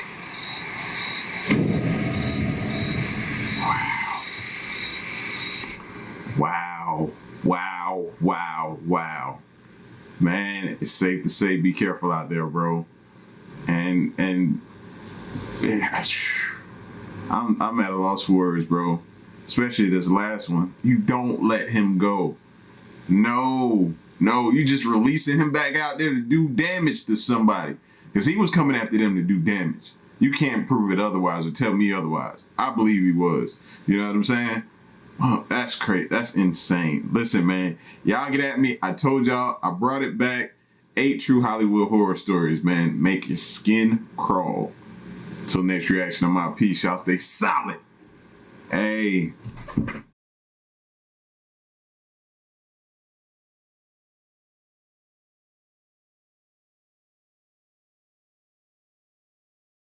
So what's good, TMG fam? It's your boy Ellen. I'm back with another reaction. How y'all feel? Welcome back to the channel. Salute, man. And we about to get into some scary compilations, bro. Shout outs to Bizarre Bub. You be coming through with some of the crazy. I don't even know where they be finding this stuff at, man. But they be, I don't know if it's Reddit. I still got to get over to Reddit, bro. I keep saying that, but I'm not like a experienced person over there. So I've been over there once, maybe twice, but I still don't know the layout over there at Reddit, but I gotta get over there. But I think that's where some of this stuff be coming from. It gotta be somewhere crazy though.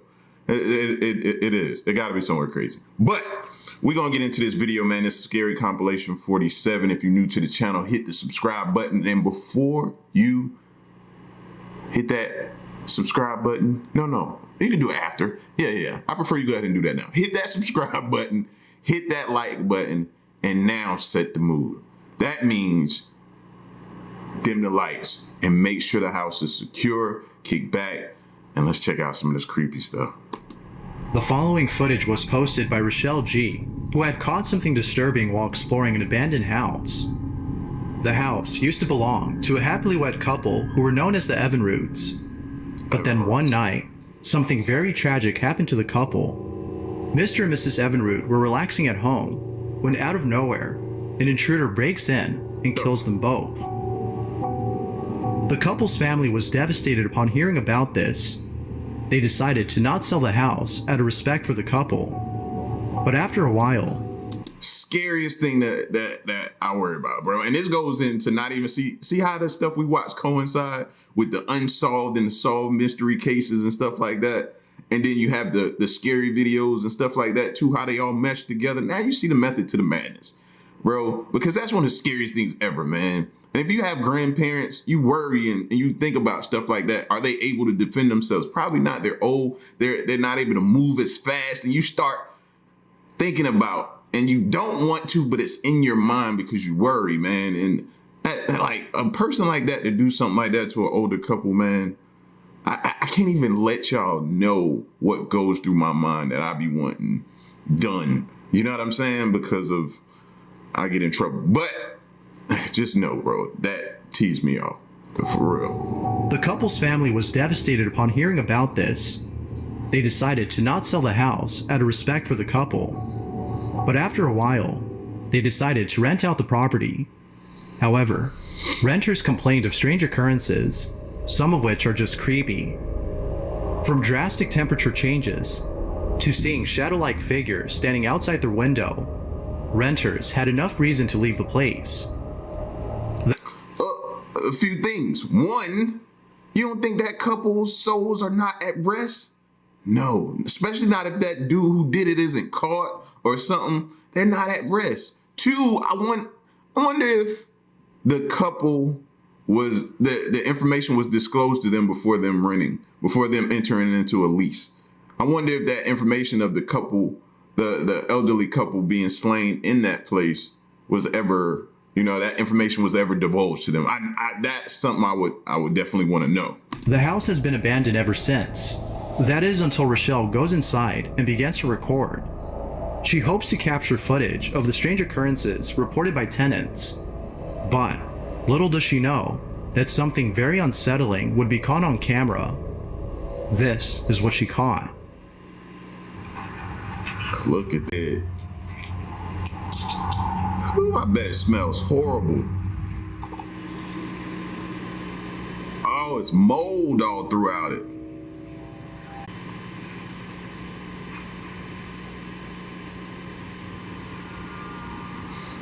That's another thing I ain't never think about too, man. A lot of people be doing these paranormal investigation in these places, man, and a lot of these places could subject y'all to mold, man, and do things to mess with your health. So y'all be careful with some of that too.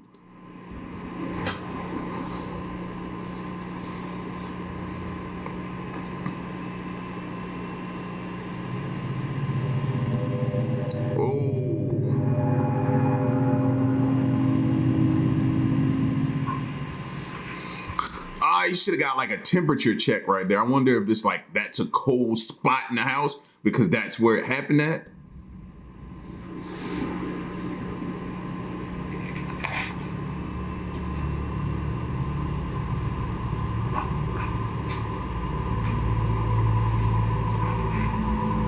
Feels creepy and I'm not even there.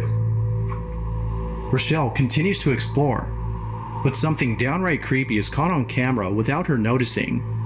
Be sure to pay close attention or you'll miss it.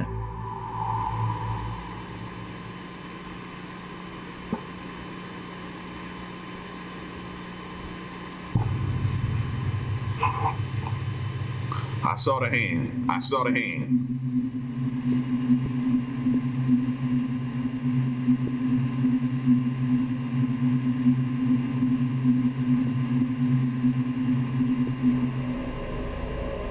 As Rochelle pans the camera to the door, a silhouette of what appears to be a hand can be seen in the corner. It is only seen for about a second before quickly disappearing behind the doorway. Rochelle walks over to where the hand was spotted, but when she gets there, the space is empty. Now that's creepy. Now what's even more unsettling about this is the fact that the hand appears at the spot where Miss Evinrude had been found dead. Could it be that Miss Evinrude's apparition was caught on camera, or was something else caught instead? Perhaps this might have been a squatter who was spying on Rochelle, but given that the space where they were seen is cornered with no exit, it isn't certain as to what exactly was captured. One thing's for sure though, Rochelle doesn't plan on coming back to this place, as what was seen on footage has left her spooked. I mean, do you blame her? This next video was posted on YouTube in 2010. However, the channel in which the video was uploaded has been deleted for unknown reasons. The video shows footage of an 8mm film. Now at first glance, the footage appears to be normal, but there's actually something very odd about this clip. The person who uploaded the video states that his dad had found this footage in his garage. His father states that his dad had shot this video at a secluded forest during a family trip. It was shot 40 years ago, and it was just recently that he noticed something strange in the footage. According to him, an old lady appears in the background. Yet, he is certain that no one was there at the time of this recording. After all, the video was taken in a secluded forest with no one else around. Take a look at this clip and see what you think.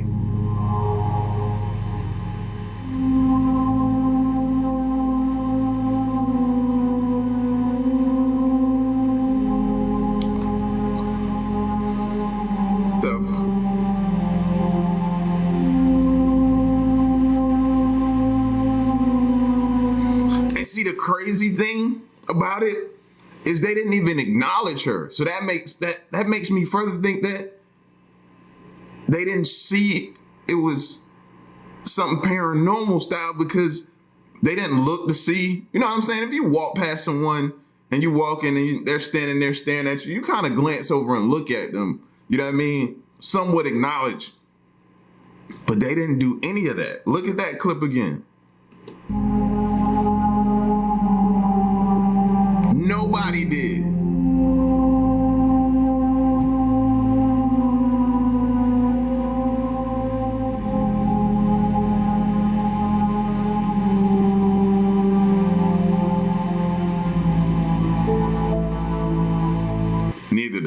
police looked at her. The girl walking with them, the family, and the other clip. That's crazy.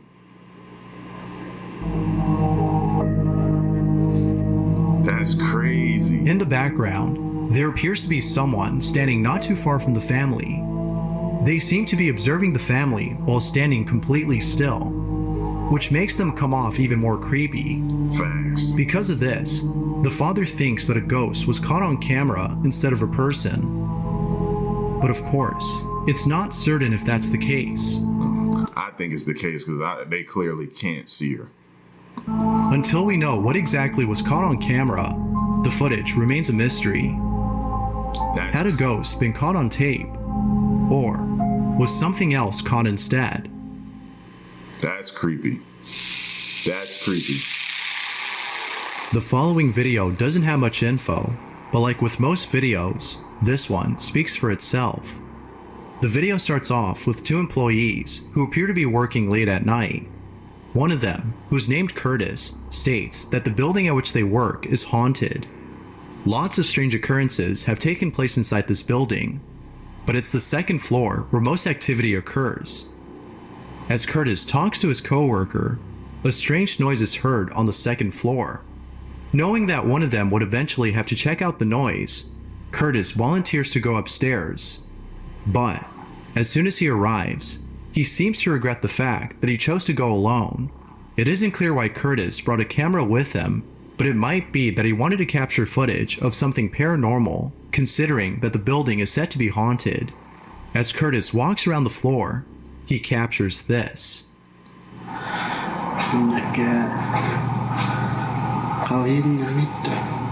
Y'all saw that?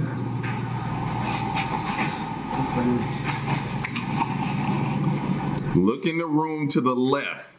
As soon as he passes by, it looks like somebody just staring there. Like standing there with like a death look. You can't really see because they're blacked out, but you can see there that they just standing there. Sort of like the Grim Reaper or something. Right about now. Right there. Somebody just standing there.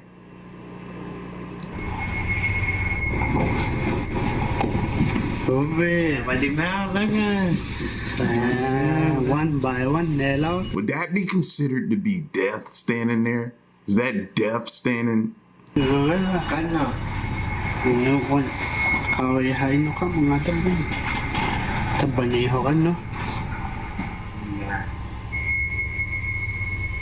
It appears that Curtis has caught someone or something hiding inside one of the rooms.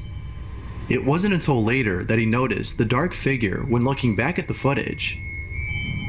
What makes this even more creepy is that whatever this was had vanished before Curtis walked inside to check the room. Just like viewers, Curtis has no idea as to who or what this could have been. And the window was closed, so you would have had to, that person went out the window, you'd have had to hear that window somewhat open, right? You would think. Now this wasn't the only thing that was caught on camera. Curtis had caught something else without even noticing. Early in the video, as he passes by a door, there appears to be another figure hiding from Curtis. Could this have been the same figure from before? Or was it just a piece of furniture? It's unclear as to what this might have been, but because this place is believed to be haunted, it might be something else. But of course, feel free to share what you think. What exactly had Curtis caught on camera? If you caught something creepy on camera, or if there's any ghost videos you'd like me to check out and include in the next compilation, you can send them over to scaryvideos444@gmail.com. That being said, let's get back to the video. Maria Flores had posted the following video and states that the footage isn't hers, but rather someone else's. According to her, someone had sent her the video with very little information. Now the video itself is pretty creepy. The person who sent it states that their sister-in-law was recording a video at a carnival in Africa. However, something very strange was caught on camera by the sister-in-law who shot this. It wasn't until later that she noticed what she had caught. Pay very close attention to this one, or you'll miss it.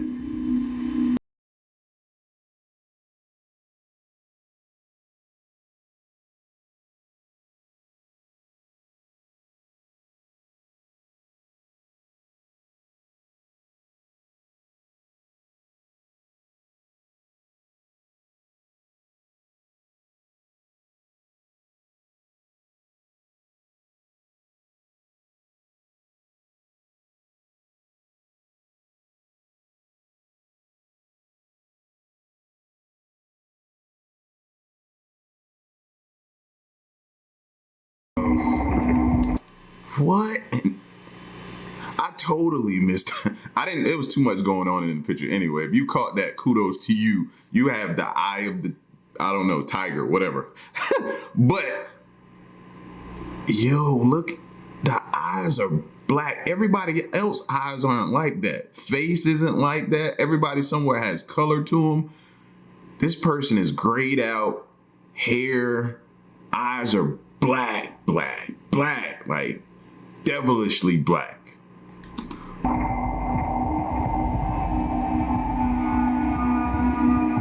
that could be like some time travel stuff right there.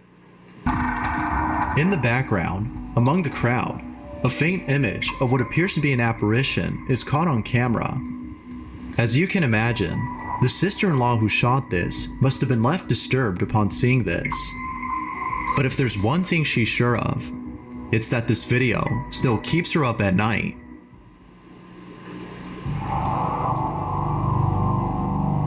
The following video was shot by Sierra Rose, who had paid a visit to an abandoned asylum. According to her, there was an overwhelming sensation of sadness and dread that she and her boyfriend felt while exploring the place. She also adds that they felt an intense energy surrounding them.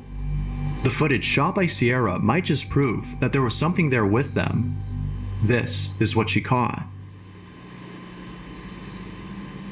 Look at this place here. Vandals done tore this place down.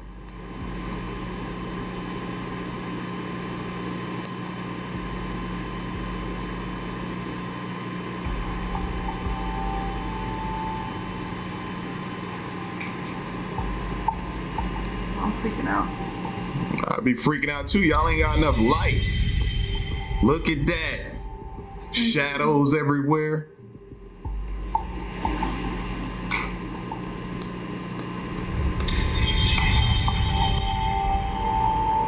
That could have been somebody in their group though.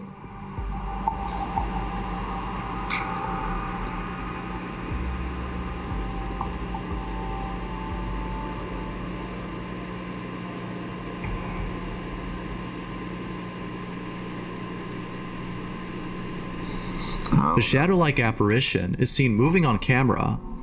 The figure moves from left to right before quickly disappearing. Sierra believes that a ghost was caught on camera. Viewers think so too, but as with most videos, it's not certain if that's the case. Yeah, because she only gave us like a little half turn towards the wall. If she'd have spent all the way around so we could have seen that it was nobody behind her walking through, then I'd have been like, all right. It's just got real. As always, I leave it to you to come up with your own conclusion on this footage. Rewatch the clip and see what you think. The following image was submitted by Tulsa Polk, who writes, "A really good friend of mine had sent me this photo, but I kinda wish they hadn't, because I can't stop thinking about it. The photo they sent me shows two friends who are posing in front of a camera. If you look really closely behind them, you will see the part of the picture that I can't stop thinking about. Here's the photo that was sent to Tulsa." Holy sh...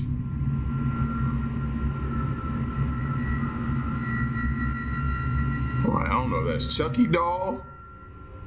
As with most images, this one doesn't have much info, but it seems pretty obvious as to what's happening in the picture. However, I have no explanation for whatever this is. It's hard to make out what this is, but it seems that a bodiless head had been caught in the background. This might be due to pareidolia. But the more you look at it, the more it seems like an actual head. I've seen some pareidolia, but that looks like a face that's looking up towards them. Look at the eyes. Looks like the eyes are like kind of looking up towards where their head are. I don't know, but whatever this is, it's pretty creepy. If this is... Even if that's a little brother or cousin of theirs, it's still creepy that he looked like that. ...isn't the stuff of nightmares, then I don't know what is. Thanks for watching, and I hope you enjoy. Yeah, bro. Yeah, that's enough craziness for the night. That last picture, crazy. That first story with the older couple who were slain and that house, man. No, man. Listen, y'all make sure y'all be safe tonight. Make sure y'all keep the windows and the doors locked. You know what I mean? Turn on your alarm systems. And don't try to cut the TV up so it drowns out any creaking noises you got in your house. I know how y'all operate, bro. I know what y'all be doing, all right? And y'all get at me in the next one, all right? It's your boy L. Stick around and stay tuned, man. I'm gone. Peace.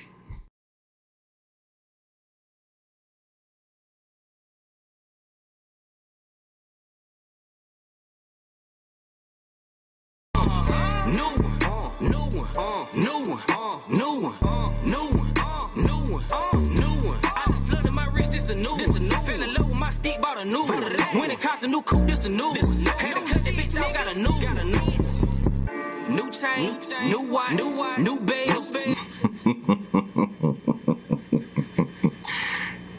It's spooky hours time. You ready? So what's good, TMG fam? It's your boy L, and I'm back with another reaction. How y'all feel? Welcome back to the channel. Salute. So the next video we're getting into, man, is top 5 scary ghost vids that will make your daddy leave home. Okay. Okay.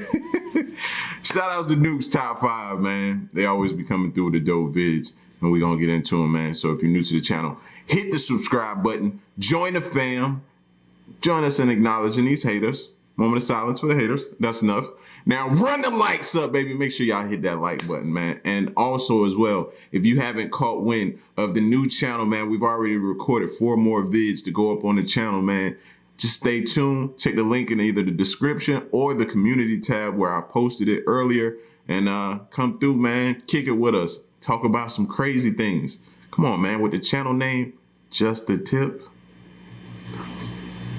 Just saying, we might get a little wild over there.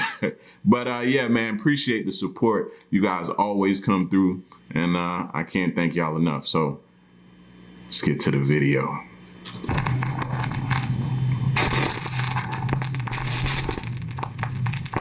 Top 5 ghosts caught on camera. The Magnolia Hotel. The Magnolia Hotel in Seguin, Texas is said to be extremely haunted by multiple ghosts. The hotel was built in 1840, and over its 180-year history, many people have passed away inside its walls, some even taking their own lives. The current owners of the hotel, Jim and Aaron Getty, claim to have experienced... Whoa. Don't she look like the lady in the picture? Look at her. ...lives. The current owners of the hotel, Jim and Aaron... Now look at her. Off bat, that creeps me out already. I'm creeped out already if I was to see her and then that picture. I ain't staying here. You're not taking over my body. You're not finna just jump in my body because your body's getting old and you need a new body. So now you shifting body. I peeped your little game. What's this? Haunted Magnolia Hotel in Texas, bro. Remember that, y'all. Aaron Getty claimed to have experienced intense paranormal activity while living there, and many of the hotel guests have captured ghostly images of spirits that haunt the hotel.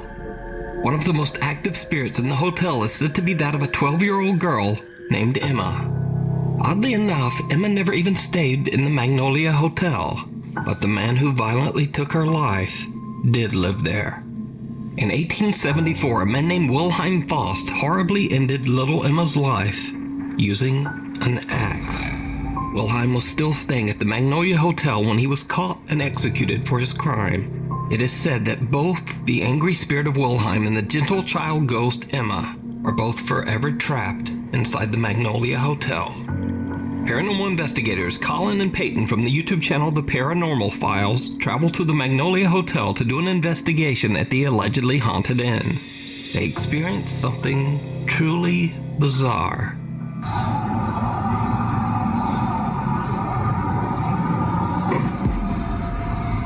That's right behind me.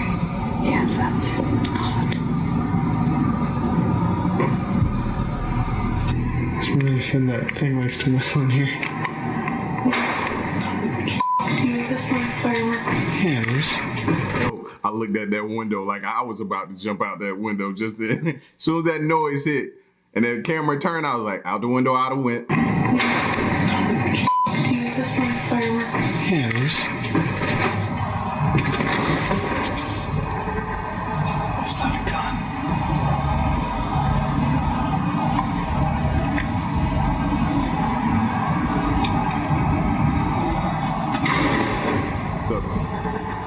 That's a gun.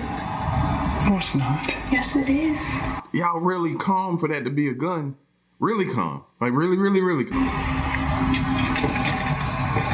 Coming from literally right there. They hear the unexplained sounds of knocking and possible gunfire while exploring the hotel rooms. However, it's what they didn't hear at the time that is absolutely chilling. I'm gonna sit down for a second too before we go to the unfinished part. I'll kill the lights. Yeah.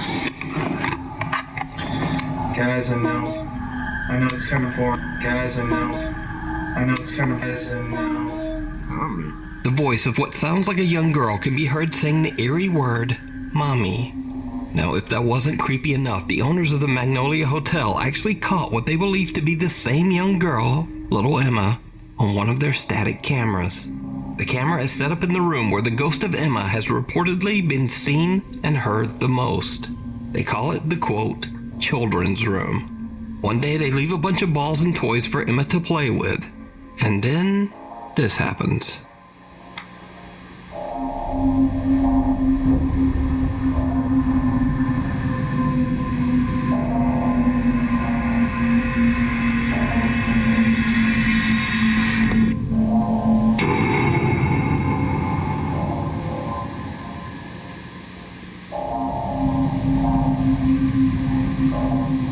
Balls on the floor mysteriously seem to just start rolling around on their own. But what's most bizarre about this footage is the strange shadow figure that follows right after the unexplained movement.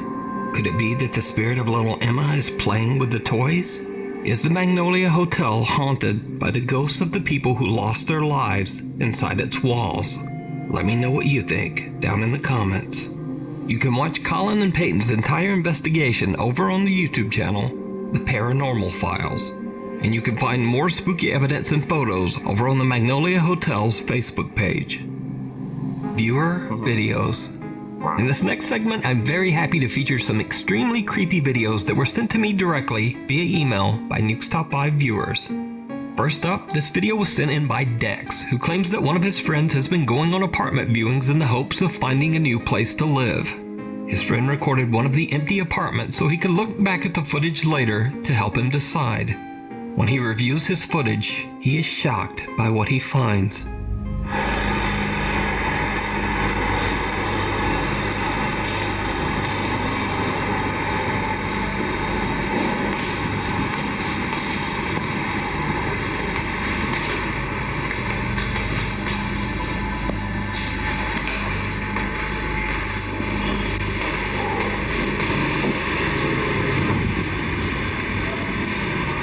Did you see it?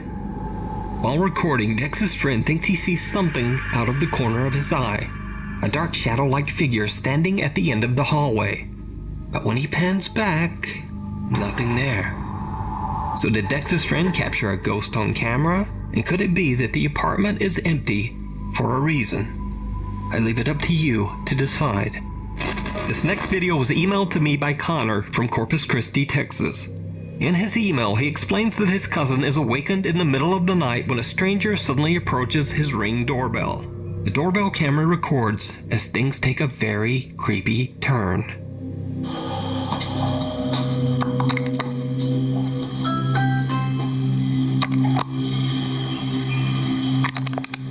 Oh, are you just a habitual doorbell ringer?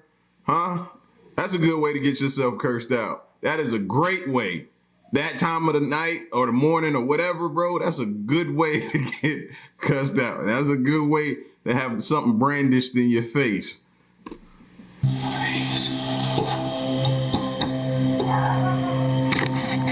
guys, I swear to you on all my life, I swear I mean you no harm. No, please. Oh yeah, we're gonna believe you after that. I swear I mean you no harm. I swear. Promise. Yeah, you think I believe you after? No. I mean you no harm. Doggy. Can you please come outside and let me know I'm alive? I don't know what's going on.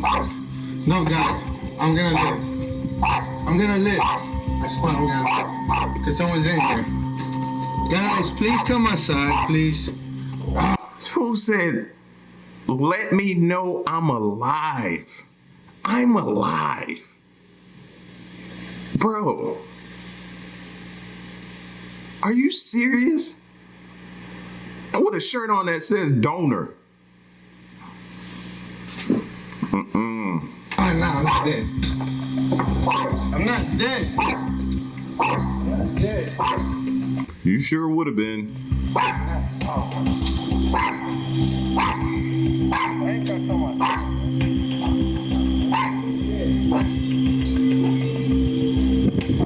Now y'all hear that little dog, right? Imagine me walking down with two big Rottweilers. Two big Rottweilers. That bark would have sounded totally different, fam. Totally.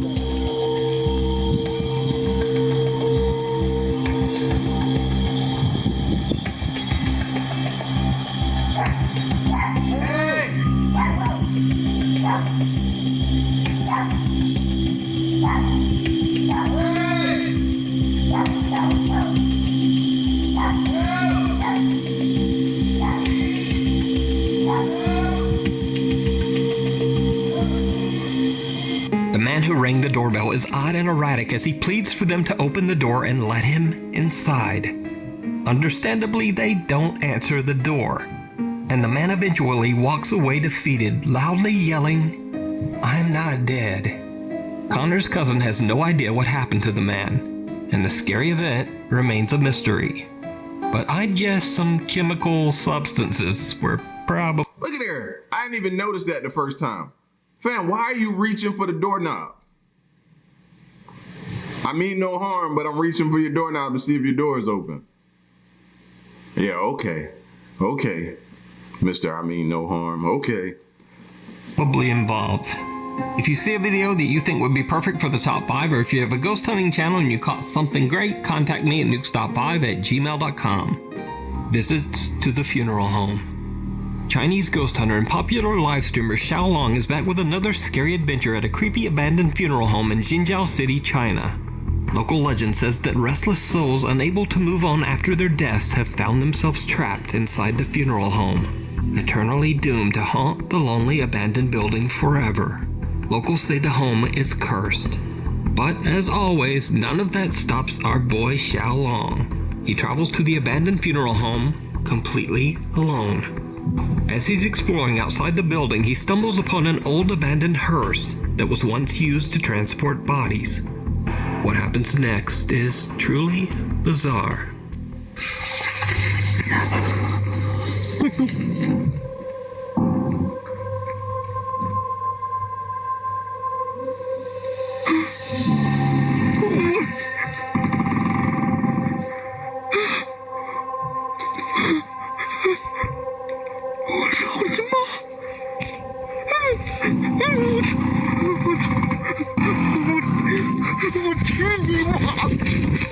Xiaolong fans love the creepy livestream and demand that he return to the haunted funeral home for yet another visit.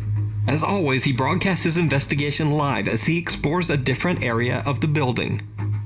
As you might suspect, it did not go well.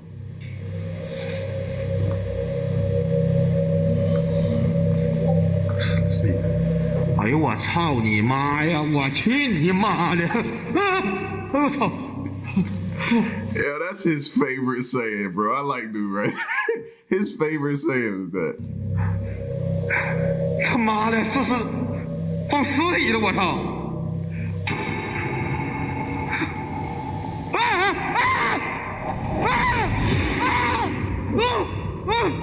我操！救你！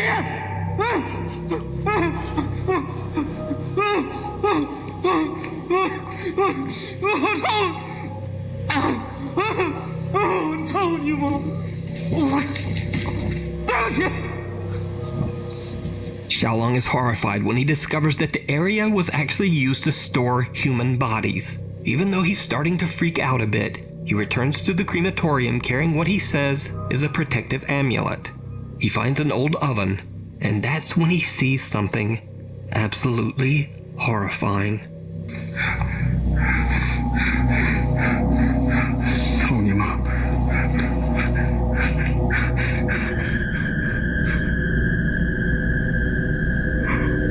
So that place like that, it's gotta have like bad spirits. You know what I mean? To cremate bodies and stuff like that there. Hats off to anybody who could work there. I just can't. That brings a whole new meaning to bringing your work home with you. Imagine something or a residue or, you know, a spirit following you or like accompanying you home. Nah. Crematorium, bro. I'm a firm believer of always not saying I'll never do something in life. You know what I'm saying? So I'm trying to refrain from saying it. But this one here, though, crematorium, no.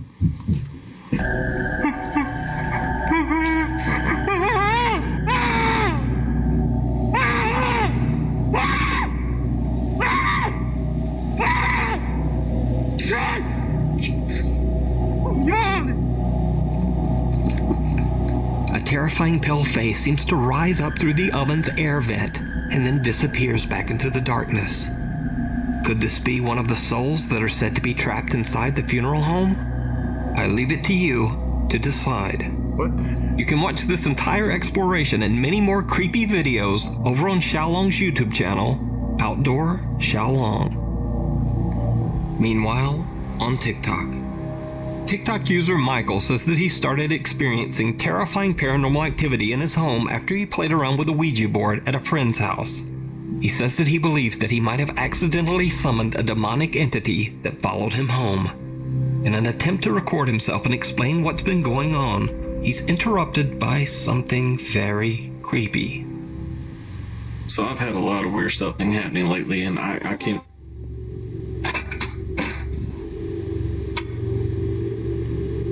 Hello? A child's voice can be heard, yet Michael claims he has no children. He says he doesn't know where the mysterious voice could have possibly come from. So Michael decides to set up static cameras all around his home in the hopes of capturing more proof of the paranormal activity that has been terrorizing him.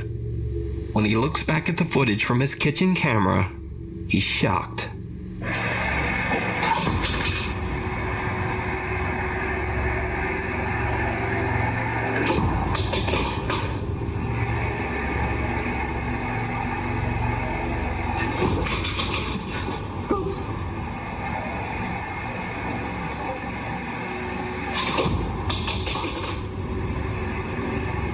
Michael and his girlfriend Heather decide to do another Ouija board session, this time to try to get What sense does that make? Ever since you started, so you gonna go back to it? Answers as to what is going on. But things take a terrifying turn. 8.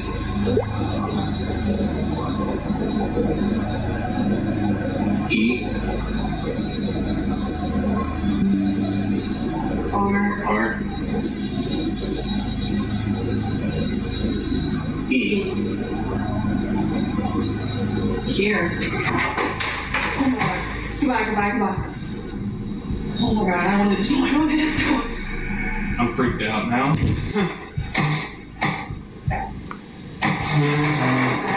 You freaked out now. What did you expect was gonna happen again, bro? You just double back, huh? I don't know. Hold on.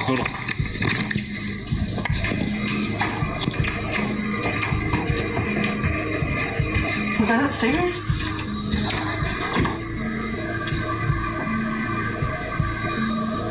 Oh my god. Yeah, because now you got a decision to make. Do I go up there? Decision right now. Or who goes up there? Something violently crashes to the ground right next to Heather, and then they both hear a loud sound coming from upstairs. When they look up the staircase, someone or something that they can't see comes charging down the stairs at them. So is Michael's house haunted by a demonic entity? Drop your thoughts down in the comments. TikTok user Roche Bananas is working the night shift as a security guard on a reservation in Saskatchewan, Canada, when she and her coworker see something very strange. When we work night security 8 p.m. to 8 a.m. and we see something coming at us at midnight. How is that? Raylan!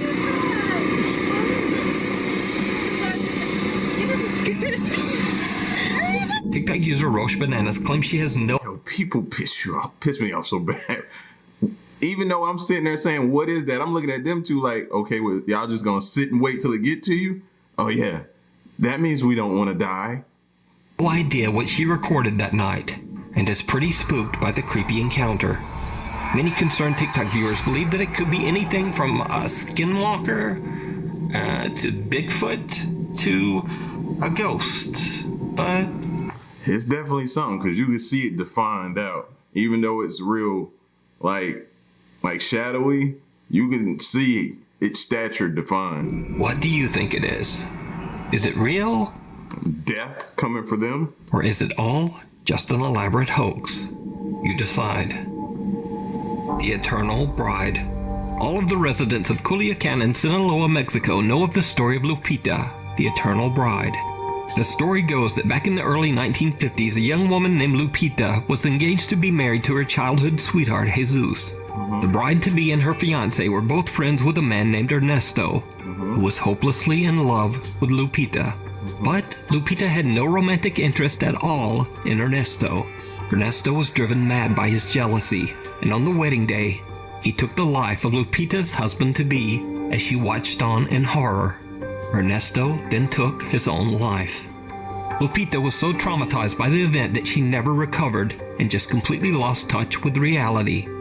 Every Sunday for the next 30 years, Lupita would dress in her wedding gown and walk to the church cathedral in town.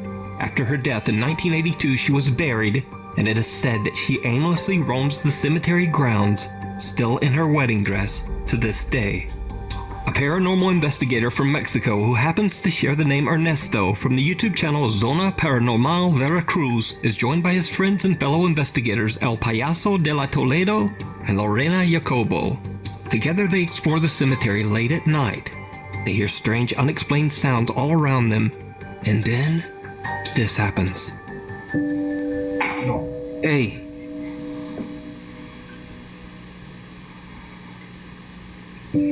Muéstrate, Lupita. Te pido que te muestres. Ya te vi. Ya jalaste energía. Es cierto, yo me llamo Ernesto. ¡Ah, la madre! ¡Payaso! Ahí, güey. Ahí se asomó. Yo me llamo Ernesto, como el que asesinó a tu esposo. Así se llamaba el que asesinó a tu esposo. ¿Estás enojada porque me llamo como él? No quepo ahí.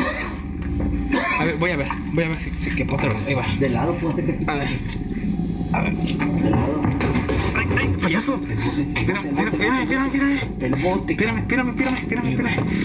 Ahí, güey. Ay, Ernesto, cabes, güey. Algo me está jalando, güey. Algo me está jalando la espalda, güey. Mira. Algo me jaló la mochila. Payaso, algo me jaló la mochila, güey. Vamos para la tumba. Está enojada conmigo, güey. Me jalaron la espalda. Me jalaron la espalda, güey. Me jalaron la espalda. Me jalaron la espalda.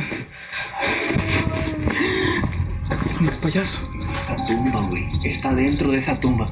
Vamos, pero yo quiero ir a su tumba. Ernesto is broadcasting live on Facebook when he spots someone appear and disappear near one of the graves. They hurry over to investigate, but Ernesto gets stuck in between two tombs.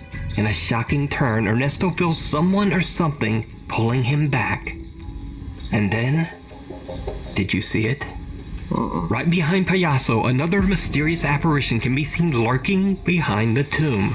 Now again, this is a live stream broadcast. The figure is spotted by the viewing audience, but the two investigators are completely unaware of what they've just captured. They continue their exploration. Pues vamos a buscar a Lorena, güey. Vamos a buscar a Payaso caminó aquí enfrente, güey. Caminó aquí enfrente, güey. Caminó aquí enfrente, cabrón. La agarré. La agarré, güey.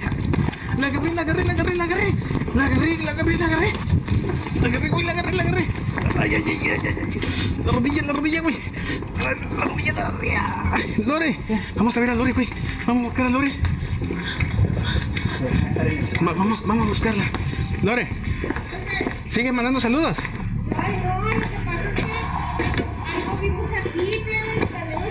Sí, está mandando, estamos en vivo todavía. Ahí está Lorena y está en vivo, señores. Lo que vimos a la novia. La agarramos. Oh, this place looks huge, bro. How could you ever know what's creeping up on you or where it's coming from or what got the drop on you? This place looks huge. Hey, pero yo también la estoy viendo y la gente también Es que dicen que me puede seguir porque yo me llamo como el que mató a su esposo. Exactly. Saying she may be following her. Exactly. But you don't know where. Like, my head, I stayed turning around trying to figure it out. Es que dicen que me puede seguir porque yo me llamo como el que mató a su esposo. Me jalaron la mochila. Había un lugar donde no cabía. And that was not smart, by the way. You have the same name as the husband's killer. Like, you want to entice that type of spirit like that? Nah. You should have definitely stayed at home, sat this one out. Y me jaló la mochila. A ver, les voy a enfocar para que vean que Lore sigue en línea. Aquí estoy yo. A ver, miren. Aquí estoy. Lore sigue en vivo. The guys see an apparition that appears to be wearing a long white dress. They quickly go to find fellow investigator Lorena, who's broadcasting her own live stream in a different area of the cemetery. She explains that she too saw the figure of what appeared to be Lupita, the lonely bride. Now, as I mentioned, this stream was live, so it would... See, right there, looked like somebody just leaned out. It's like a cool little lean. Try to see where you was headed or just pop out. It was crazy. Bride. Now, as I mentioned, this stream was live, so it would be very hard to fake. But what do you think? Let me know down below. You can check out more of Ernesto's creepy live streams over on his YouTube channel, Zona Paranormal Veracruz. Thanks for watching. Yo, that place was... no way, no how. It'd have to be in the daytime, fam. Anything could have to drop on you out there that late at night like that, bro. And then, if you're not familiar with the area, lights out, good night, you're dead. It's over. It's over. Shout outs to Noops, man. Noops always come through with the dope videos, bro. This is top 5 scary ghost videos. A lot of daddies probably did leave home after this video. That would make your daddy leave home. Never disappointed from them, man. Y'all get at me in the comment section. Let me know what you think. Don't forget to go check out the new channel, man. Videos already up. And should have more to come, man. It's your boy L. Y'all stick around and stay tuned to the next reaction of my piece. Y'all stay solid. Hey.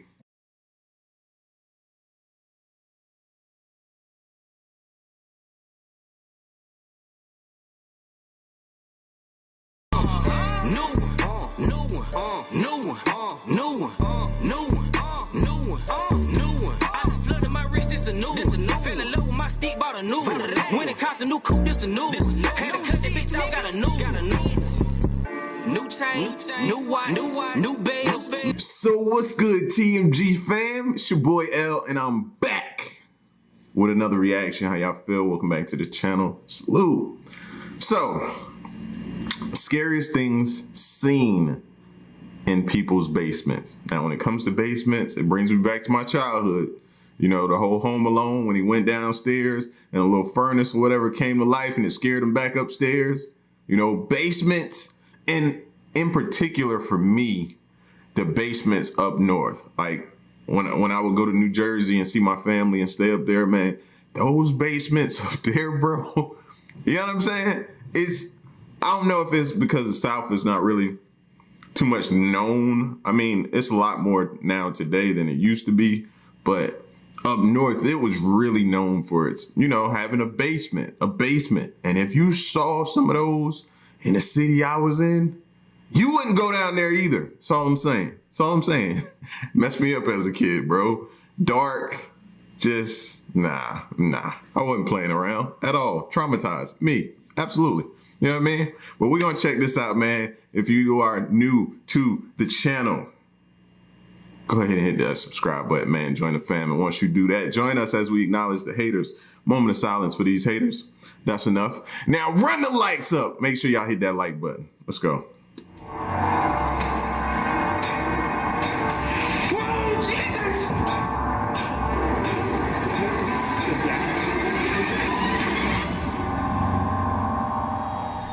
How you doing? I'm Callan and this is Slapped Ham. Today we're looking at some scary videos no one can quite explain. So hit that subscribe button and get ready for more mysterious content, just like this.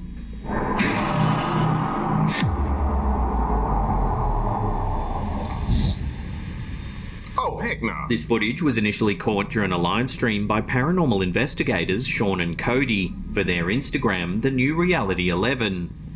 The stream begins with the investigators explaining that they're in an abandoned building somewhere in the deserts of Idaho.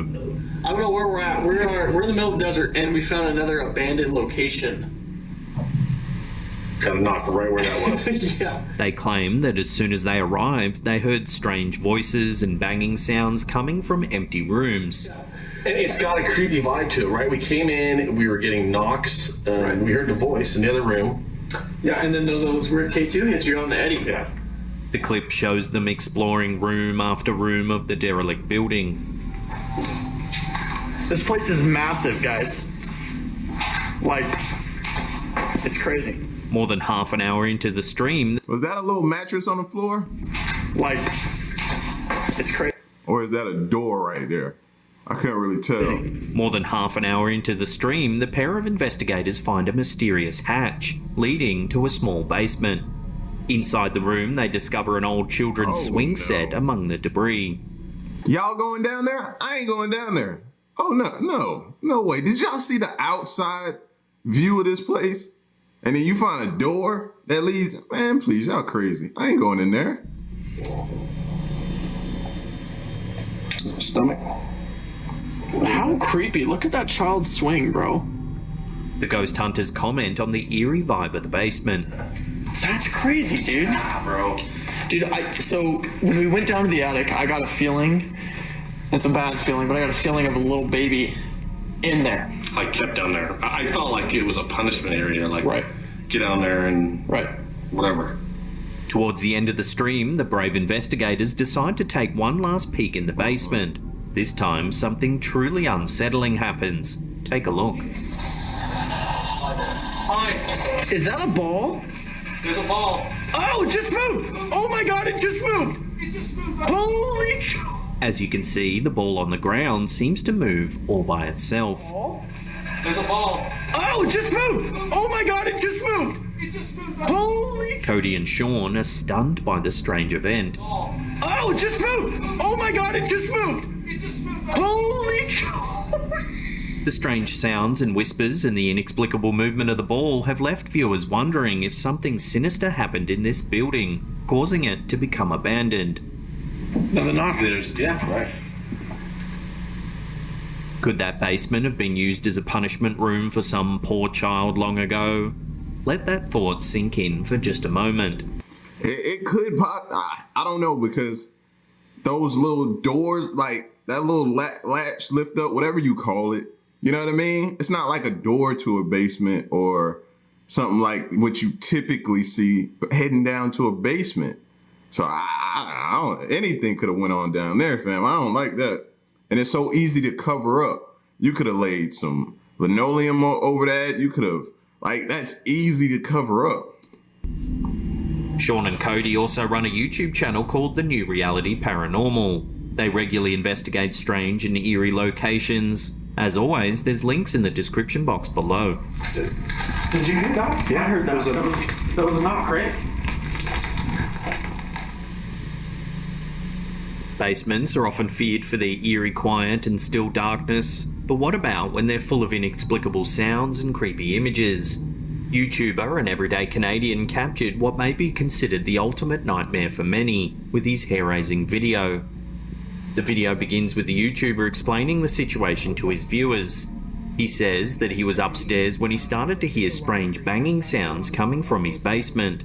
The sounds are unlike the usual laundry machine noises he often hears, making him question what could be happening downstairs. He announces that he'll go down and check out what's happening. And I'm gonna go down and check right now. This is freaky right now. He slowly descends the stairs, saying that he's freaked out as he rarely goes into his basement, an unfinished room in his house. This is freaky right now because I rarely go in my basement. It's an unfinished basement. As he goes down, there's a loud banging sound that scares him. Oh, what the is that sound? He shows viewers the dark basement, moving the camera around slowly. Holy He walks further into the basement, stating that he's alone down there when he spots a small, old-looking baby carriage. Take a look at what happens. It's just me in the basement. Holy crap. What the See, now I said this before, I feel like it's nowhere in your house you should be this nervous to go in. If that's the case, then you shouldn't be living there. was that? What the As you can see, the baby carriage begins to move and speeds towards the YouTuber as he screams and the video ends. What the was that?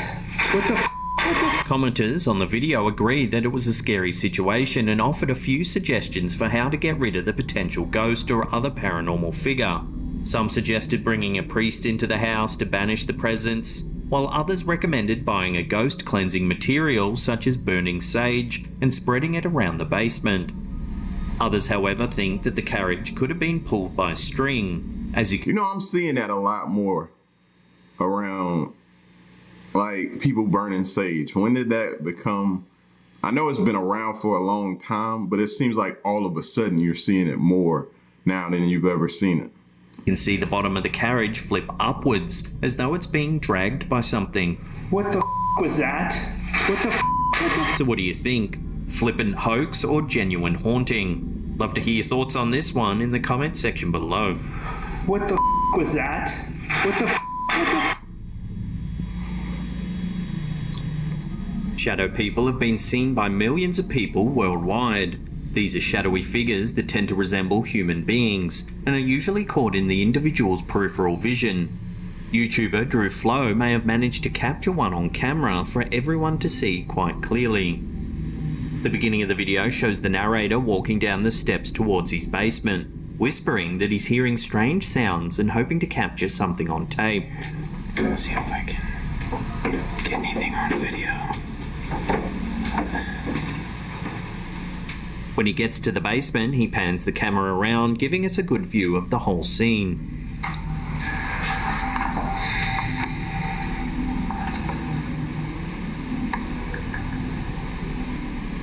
There's a toy box in the center of the room with toys spilled out around the carpet, and the narrator claims that no one's been in the basement all day.